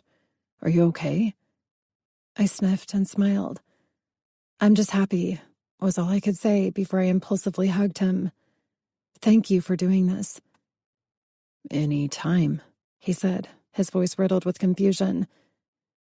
Give me a second to walk over there. He pointed to a small restaurant nestled in the mountain ridge across the street. I'll grab lunch and we'll head out and have a picnic. He winked and smiled. There are tables out there. Would you please try and grab us the best view? And if I don't get the best view? I challenged, loving to go back and forth with him. Well then, it's going to suck for you. His lips pulled up on one side.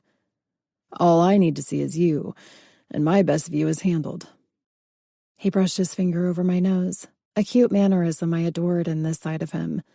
It always seemed to come out when he was soft and sweet. Dare I say, when he was possibly thinking about me on a higher level than just someone he'd had mind-blowing sex with?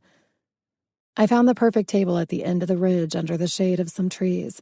Because of the few cars that were parked here, there were no people to compete with for picnic tables. It was complete solitude, and the lovely sounds of the ocean below.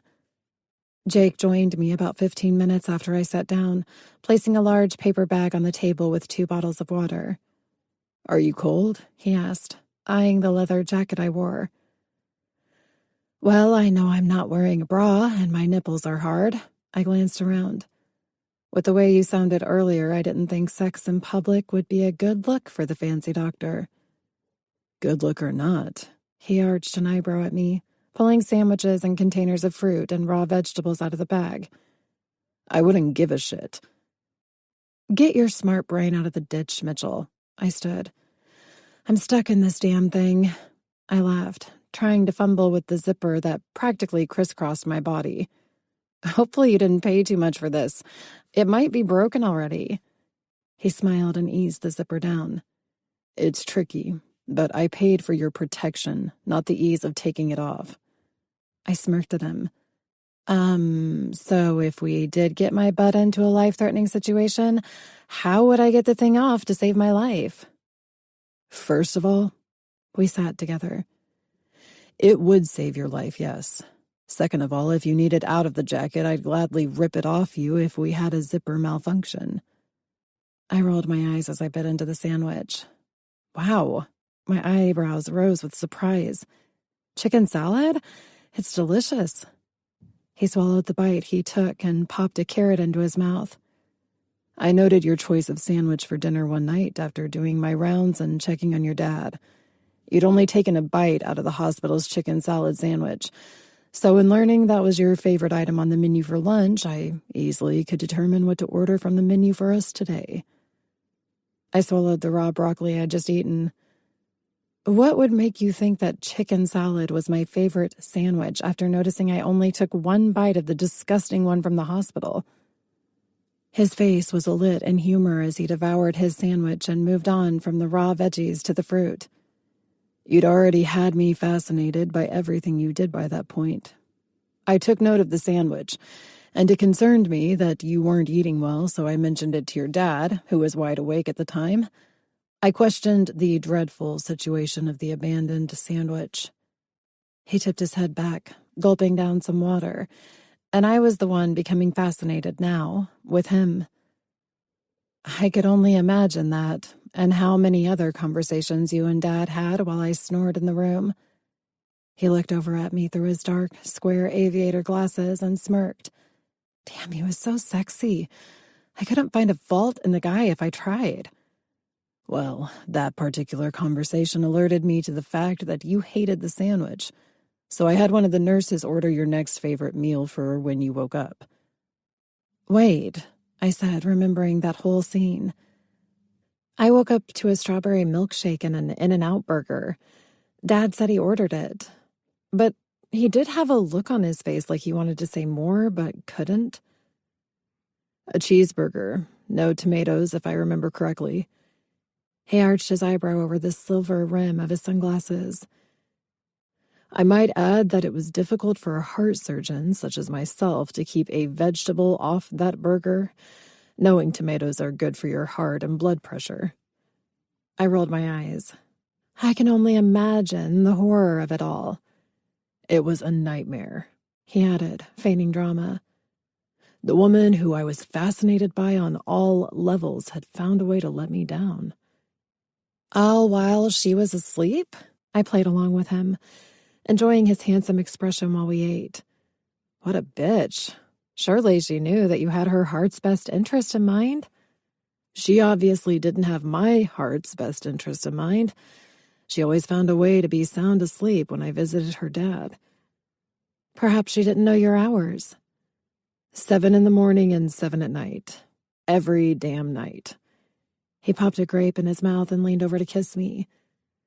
Doesn't matter now. I ensured she had the best sandwich after having the best night of her life last night. I think she and I found a way to meet in the middle. Oh, listen to the confidence ooze out of your mouth, I said, unable to resist running my hands through his short, messy hair. I listened to your moans last evening. I remembered those well from San Francisco. And I also learned a few new ones after the sensational sounds of you screaming my name all night. He leaned on the table and took another drink of water. I'll say, hearing Jake being called out all night while you rode me over the edge, all fucking night long again, best damn sound in the world. I felt my cheeks heat up. Last night was wild. That is an understatement, he grinned. And now I have to figure out where the closest restroom is so I can fuck you, or I have to deal with this hard-on for the rest of the day. There is no way I'm fucking in a roadside bathroom, I teased. Shit, he sighed. She won't let me fuck her in a rowboat or a disgusting bathroom. I laughed. What made you want to become a heart surgeon? Changing the subject. He pulled me in close to him, us both now straddling the bench and facing each other. Good idea. He leaned forward and pressed his lips into my forehead. Answer the question, Dr. Mitchell. Now that you call me that, my sexual appetite has been destroyed. He laughed. He let out a breath and pulled his sunglasses off. It's sort of a long story. I mean, since I was a child, I was fascinated with medicine. The science of it all, anyway. He pinched his lips together. I'll never forget the look on the doctor's face when he walked into the waiting room where my brother and I waited with my uncle, who was alive at the time. We lost him and Dad both to a heart attack, but my dad's heart attack was different for me. The look on the doctor's face was distant, and there was no emotion. That played hard on me. He just came out and stated the fact that they did all they could do and Mr. Mitchell didn't make it. God, I'm so sorry. He smiled and ran his hands over my knees. There's nothing to apologize for. It was that look, though. It urged me to want to be in his position to prevent a family from receiving such a devastating announcement from a doctor who couldn't do anything more. He pressed his lips together. That's why I was driven toward being the doctor I am. Not only to save lives. I understand that I cannot save them all. However, it's my job to that family to make sure that good or bad the message may be, they receive it well. I won't separate that part in my life and develop what some medical personnel have, for good reason, which is more of a dark-humored way of coping with death. Everyone handles it differently. They have to, or we'd all go mad in this industry. But I know how I deal with it. And that's by being the most compassionate doctor I think I've ever been in the presence of. Trust me. I shook my head while his solemn expression looked over at me. With my mom, the doctors were amazing, but I felt empty after she passed. I pulled my hair out of the ponytail that was suddenly too tight.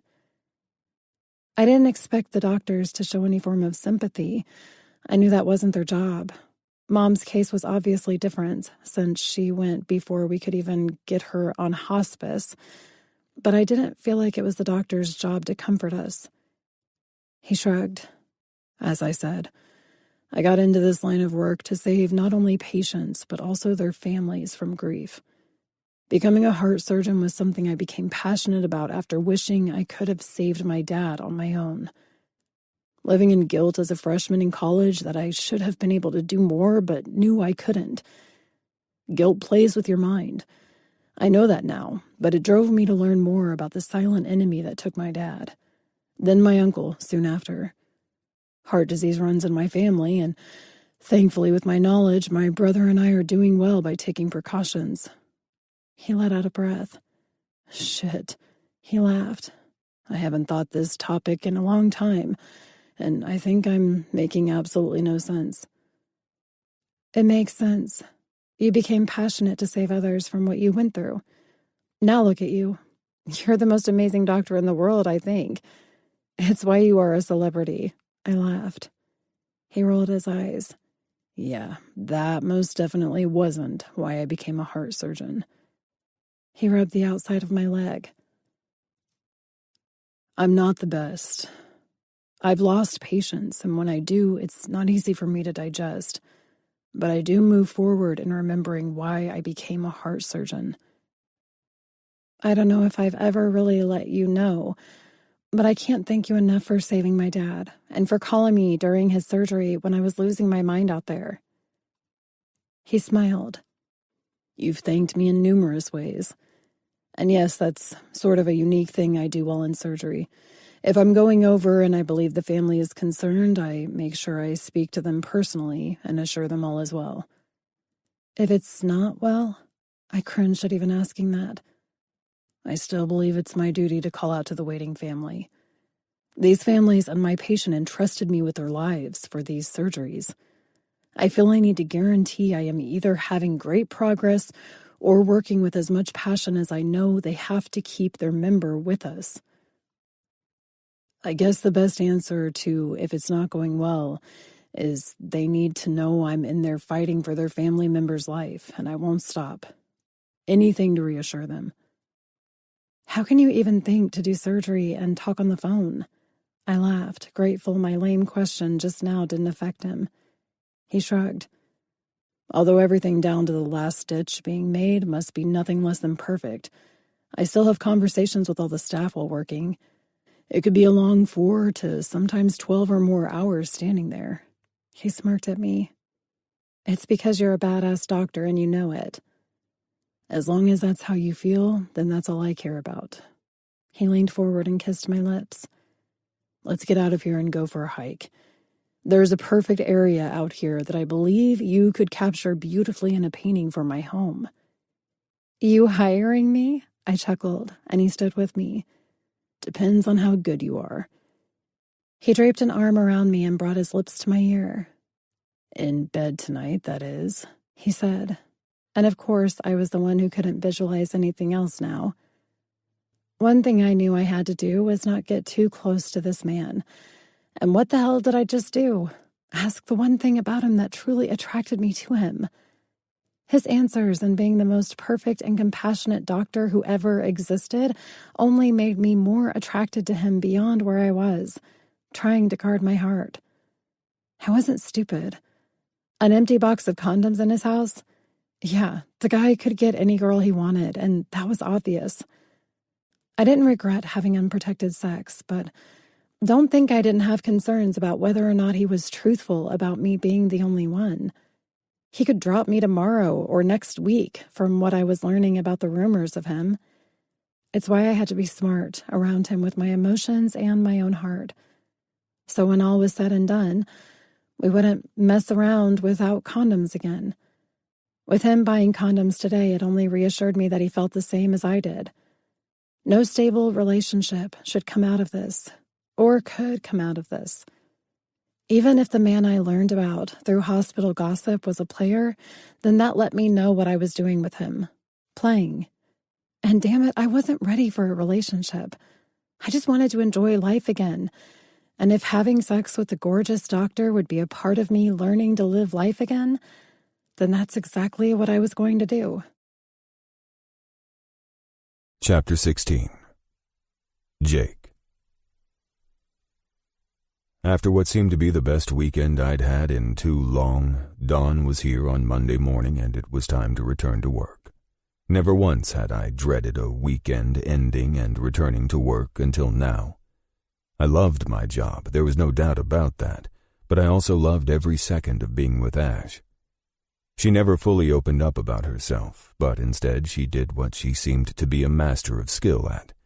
She turned all the questions on me, or she twisted the conversation into some bizarre way of looking at the world through a more creative mind. Perhaps that's why I was drawn to her more than ever. She relaxed my stubborn scientific mind and my black and white way of looking at the world. She might, in fact, be an art therapist. Who knew? I just felt more open and relaxed around her jovial spirit, which seemed to change after we rode up the coast and hiked around the area where we had lunch. Her face seemed brighter, her voice was riddled with excitement, and she teased me constantly. After spending 2 sunsets and sunrises with her, I felt like the asshole player I was known to be was gone. Strange how a woman could change my way of thinking so much that I could hardly remember being the guy who slept with women for the hell of it. I snapped out of my dreamy state, dreamy state, a whole new me that was going to be eaten alive by my brother and friends. All of my thoughts were recalling not just the fantastic sex with Ash, but the engaging conversations we shared when I was greeted by a mob of people outside my office parking structure. Fucking hell, I thought as I found my parking spot, working up the courage to get out of my car. I shouldered my briefcase and worked vigorously to get through flashing camera lights, video cameras, and God help me, a local news anchor with a microphone being shoved in my face. I smiled through my pissed-off feelings and worked to maneuver my way into the front door of the office. Sandy was there, peeking around the glass entry doors and unlocking the sliding doors for me. "You okay, Dr. Mitchell?" she asked, with a nervous laugh. I eyed her, reining in my destroyed mood. I couldn't go off on her, my nurses, or any of my staff in the office. "Keep the doors locked until I can get security down there to get rid of those people." "Jake," she laughed, "you're pretty much everyone's dream guy on social media, you know that?" "What?" I forced out. "No, I didn't realize that." "Right, you're not on social media," she winced. "Yeah, so you and some girl—" "Me and some girl?" I felt my heart fall out of rhythm, and my partner in surgery, Dr. Chi, was going to have to save my ass if I didn't take a breath and get my blood pressure down. "Some blonde. I guess you and James were at Gypsy's last weekend?" "That's old news. Why the hell is it just—" I stopped, half grateful Ash's face wasn't in this mess, and half outraged that this shit blew up almost overnight. "Don't worry about it. I just got back from my rounds. At least they don't know my schedule. Yet." I rolled my eyes. "Can you get the coffee on? I need to call security and get these people out of here." "It's already done, and I'm going against everything you know I am when I say this," she smirked. "But I'll make you a cup. You deserve it." "Thank you, Sandy. Are the rest in here?" "Everyone is searching on Twitter." "Got it. I take my coffee black," I said. "I can't hear any more about this. Can you do me a favor and send Haley into my office?" "Got it." "She can carry my coffee." I softened up some at my receptionist. "It'll help to keep her off social media until I can talk to her." "Good call." After a quick call, security did a fantastic job of clearing out the media mob, and I had exactly 15 minutes before my first patient was set to arrive. I needed to call Jim. This was a more significant issue than merely intruding into my personal life. This was a risk to my patients. "Make it quick. I barely got into my office," Jim barked, answering my call. "Good. So now you'll understand why you or Alex need to get someone down here to keep these mobs away from the hospital and my goddamn office." "What?" he snapped. "Yeah. From your shitty temper, I'm willing to bet you were met by a mob on your way into work this morning, too. My situation calls for the security you have at HQ, so get them over here. We don't have the staff on security, and this sure as fuck is not their problem." "Take a breath, Jake," he said. I could tell he was shuffling through the skyscraper to get up to his office on the top floor. "I'm not taking a fucking breath until you tell me you have hired more security or sent your bodyguards over here to protect my patients from the impending heart attack I'm tasked to save them from." "I've got it. Hold on." I heard him talking to Alex while I practically broke my pen in half waiting for him to bark orders at the president of our family's company. "Okay, 10 minutes, he said to Alex. "Jake, you there?" "Yes," I answered. 10 minutes, and you'll have men over there to prevent people from disrupting your patients. I want them off the hospital grounds completely. We'll keep them a safe distance away from the hospital. That's all I can give you." I couldn't believe this shit. My brother, who ran the goddamn world, was talking to me like his hands were tied. "If your bullshit resolution doesn't work," I seethed, "then they'll be reporting on cops arresting media and anyone with a cell phone on the hospital grounds." "Jake, calm the fuck down," Jim ordered me. "That's not happening and you know it. They'll be watched and removed from going near anyone who is visiting St. John's." "Thank you. I'd hate to think we'd have women in premature labor, heart attacks." "Jesus, Jake," Jim snapped. "I get it." "You get it? If you got it, Jim, then it would have all been handled. We can't have the hospital in this state of chaos. Do you want to bring this place down? Fine, then just sit there and act like I'm dramatic or whatever you'd like." "I'll talk to you later." With that, both of us hung up. I could tell Jim was as frustrated as I was, and now the Mitchell building was probably being overrun with the press, wondering about God knows what in Jim's life and the company that our family started. This was a disaster. "Haley," I hit the intercom that rang to her earpiece. "Yes, Dr. Mitchell?" "Everything cool out there?" "None of us are on social media, if that's what you're asking." I pinched the bridge between my nose, and Haley walked into my office. The blonde nurse, who was attractive as fuck, waltzed in with her tits practically spilling out of the top of her dress. "Why aren't you wearing a smock over that dress?" I asked, furious she was dressed so unprofessionally. She gave me some look I was not expecting from her. I knew doctors fucked nurses, and all other manner of staff for that matter, but Haley worked as my closest RN for at least 4 years now, and there was never any shit like this between us. I felt a knot tighten in my stomach. "Well," her voice was sultry and unexpected, "it appears that you, Dr. Jacob." I stood abruptly. "Is this a nightmare? And I'm just not waking up from it?" I questioned, turning my back to her and gazing at the cityscape view that I know Ash loved. "Haley," my voice and blood pressure lowered, "you and I both have a job to do, and we both will do it well. You will do best to act like the registered nurse who works with me, or you will be working with another doctor. Whatever is on your mind due to this chaos, end it immediately, or we can no longer work together." "I'm giving you a hard time, Jacob," she said with annoyance. "I'm not in the mood.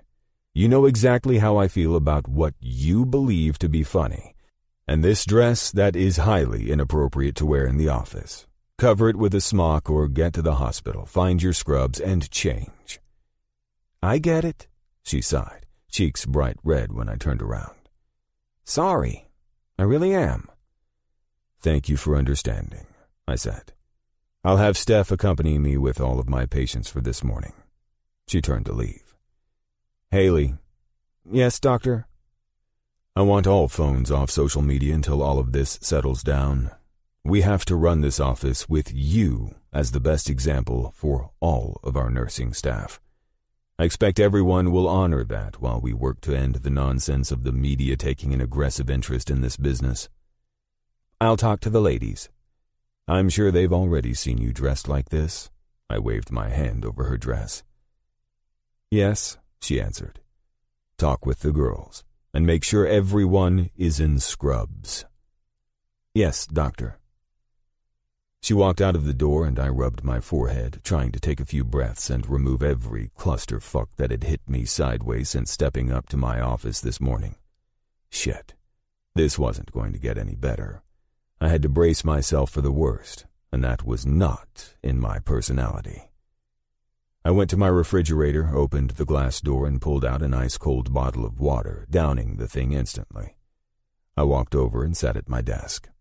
Hopefully, going through Mr. Smith's charts, my first patient, would help clear my head and pull me into the zone of just doing my job.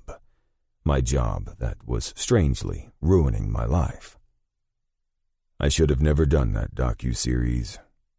In a million years, I would never in my life have seen this coming.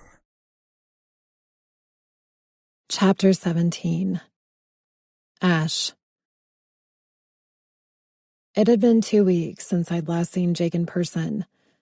I felt horrible for the guy. He and his brother seemed to adorn the cover of every magazine or celebrity news outlet since the morning after he dropped me off. Both men were drop-dead gorgeous, to put it mildly, and I was pretty sure that was why Jake's passion for raising awareness for heart disease and the advances in science and transplants were being overshadowed. I ignored all of the stories about Jake and James being in this so-called Billionaires club. I tried to, at least. This superficial title that was given to Jake, his brother, and their friends by women they had pissed off was the lamest thing I'd ever heard of. I was blown away to see these women stand in front of cameras, extra Botox on full display, stating that the Billionaire Club boys would only keep to the wealthy women and not entertain sleeping with gold diggers. This had absolutely nothing to do with Jake's interview he was so passionate about. To see all these men have their personal lives dug into and put on display, I felt awful for all of them. Having to work all week in the gallery, I wasn't able to go with Dad to his appointments to see Jake, but today I called in sick. I had to see him at least. These vague texts from him had me worried about how he was doing, since he was an overnight celebrity in all the worst ways. I wouldn't allow myself to believe I was falling for the man known in the headlines as saving hearts and breaking them, the dark side of Dr. Jacob Mitchell's fascination with hearts. And that was just one of the many different goofy titles Jake was given. All I was doing today was making sure the man I'd enjoyed being with, both sexually and in fun conversation, hadn't lost his mind. I enjoyed learning more about the man I'd already deemed a player without all of these crazy headlines about him. He was 100% dedicated to medical science and advancing it all. He enjoyed the ladies, yes, but he had tried to make it clear that time spent with me seemed to be changing that in him. I only smiled through his words. There was no way I was falling for that line. I was still convinced the man could drop me any second, but after watching some of these women talk and wondering if they were right, I knew I would have been cast off either after our night in San Francisco or Malibu if they were right. He was an extremely attractive man, inside and out, and even if he wasn't a player, he had zero time for a relationship. Whoever the lucky woman was that would finally tame Jacob Mitchell would have to deal with being second best to what he made clear to me was his first love, his patients and his hospital. Jesus, I'm judging him as bad as the rest of the world, I muttered, smoothing the lip gloss over my lips. Are you ready, mija? Carmen asked. We need to go. On my way. My eyes widened when we rounded the corner to the hospital. I saw groups standing at the edge of the parking lot to where Jake's office was, and then another group by the front fountain in the garden by the side entrance of the main hospital building. This is crazy, Carmen said with agitation. Dr. Mitchell doesn't deserve this. He is a fine man, my dad said, smirking at me and knowing I'd spent that entire weekend with him. But Carmen and I were good about concealing why these people were out here and the stories making headlines on the media from him. If Dad saw that, Jake would be replaced with a new doctor, and I would be lectured for sleeping with a selfish man who would break his little girl's heart. I just hope he doesn't drop me as a patient after people from around the world are lining up and sitting on waiting lists for him to be their doctor." Carmen and I exchanged glances, knowing we kept Dad to the docuseries and the media outlets that did talk about what Jake initially did that whole interview for. She smirked. The woman had some form of attraction toward Dad, and I loved it. Dad seemed to feel the same about her, too. It was adorable watching the two interact as if they'd been married for years. The best part was when Carmen reached her limits with his stubborn personality and cussed him out in Spanish. "Thank God those people are being held off," I said, glancing back at the jumpy crowd at the far end of the parking lot. "That's because Jacob's brother has lawyers and security enforced for the protection of the patients at St. John's," Carmen said in annoyance. "A shame it's come to this."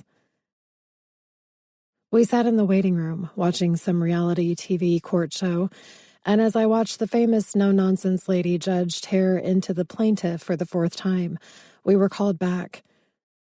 Why are my palms so freaking clammy? Am I that nervous to see him again? The tall blonde nurse's striking blue eyes and facial features matched her perfect body, and all of them were complemented by the light blue scrubs she wore, which was saying a lot, considering scrubs were the least flattering things to wear. I'd met Haley on one previous visit, and didn't think much except that she was a crazy hot nurse who worked for the man that I'd hoped had answers to helping Dad. Now the stories haunted me, and I had to wonder if she was one of Jacob's many women. "Stop it. You're acting like a jealous weirdo." For someone vowing not to judge, I was doing a pretty shitty job of keeping it together. Dear God, I was as bad as the rest. The last thing I was here to do was get jealous over a nurse. Hadn't Jake been dealing with enough shit? She went through all of the necessary questions and protocols, entering Dad's info on her computer and chatting it up nicely with the three of us. Carmen and her giggles were contagious, and I couldn't help but join in on the high-spirited atmosphere of the room. Haley had an awesome personality. I wanted to hate her for seeing Jake every day, but I couldn't dislike the woman if I tried. "So, with you both keeping Mr. Taylor in line," she swiveled around on her chair, "I'm pretty sure Dr. Mitchell will be pleased, and your visit should be relatively short today." She rose and smiled at us. "Everything looks great on my end. The doctor will be in shortly. You all have a wonderful day."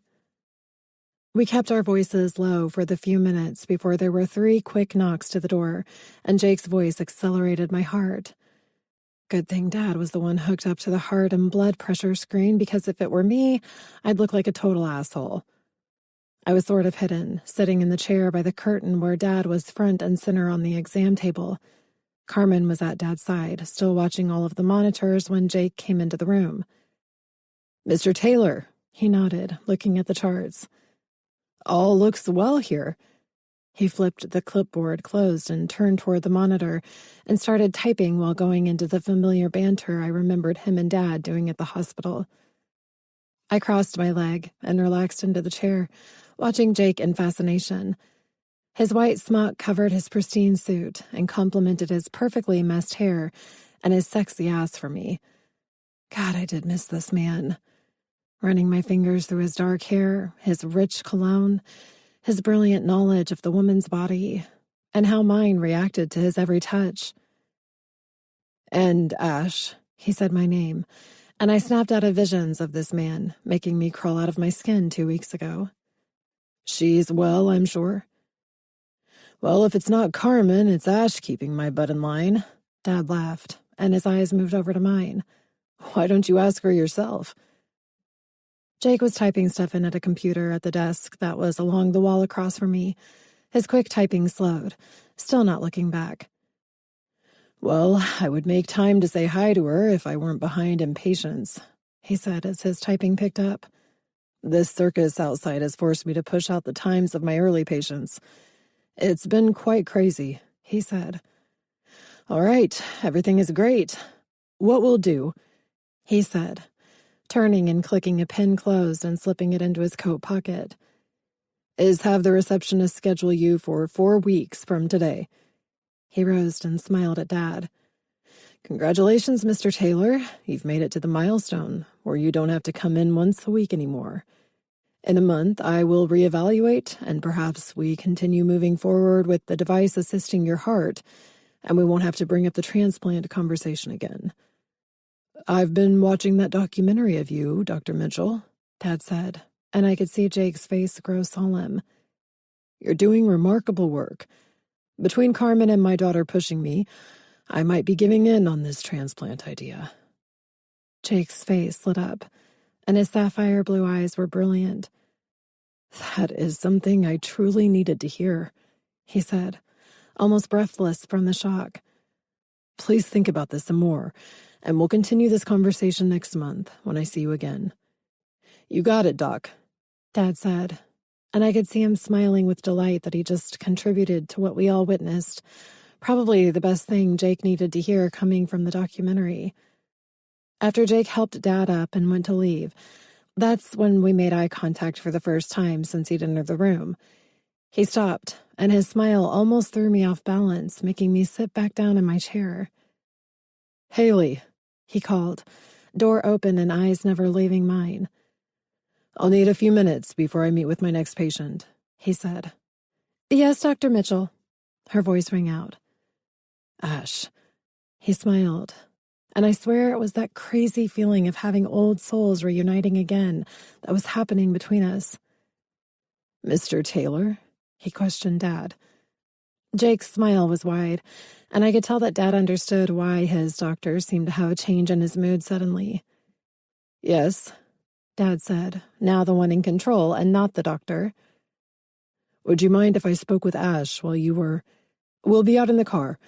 Don't take too long, Ashley Jane.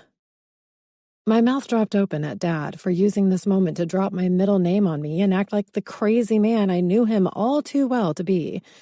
He could be so embarrassing sometimes. Ash. Jake kept to the name I finally burned into his mind. Can I speak with you in my office for a moment?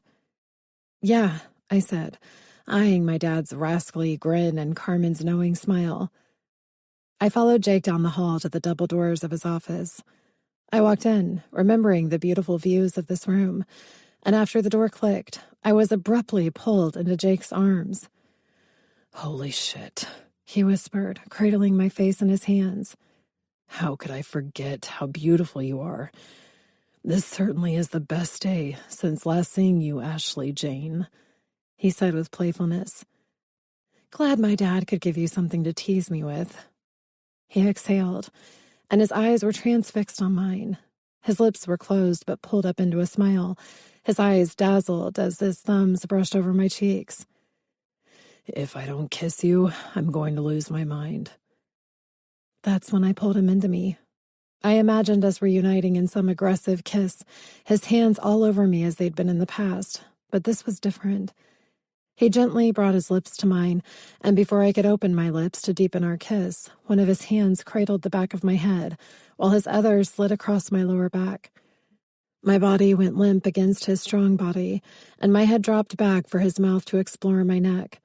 His soft groans were too much. I'd only wished he was not in this professional mindset. I wanted his hands moving up my dress. I've missed you too, I chuckled, trying to calm myself down. His lips came back to mine, and we were in a crushing and tasteful kiss.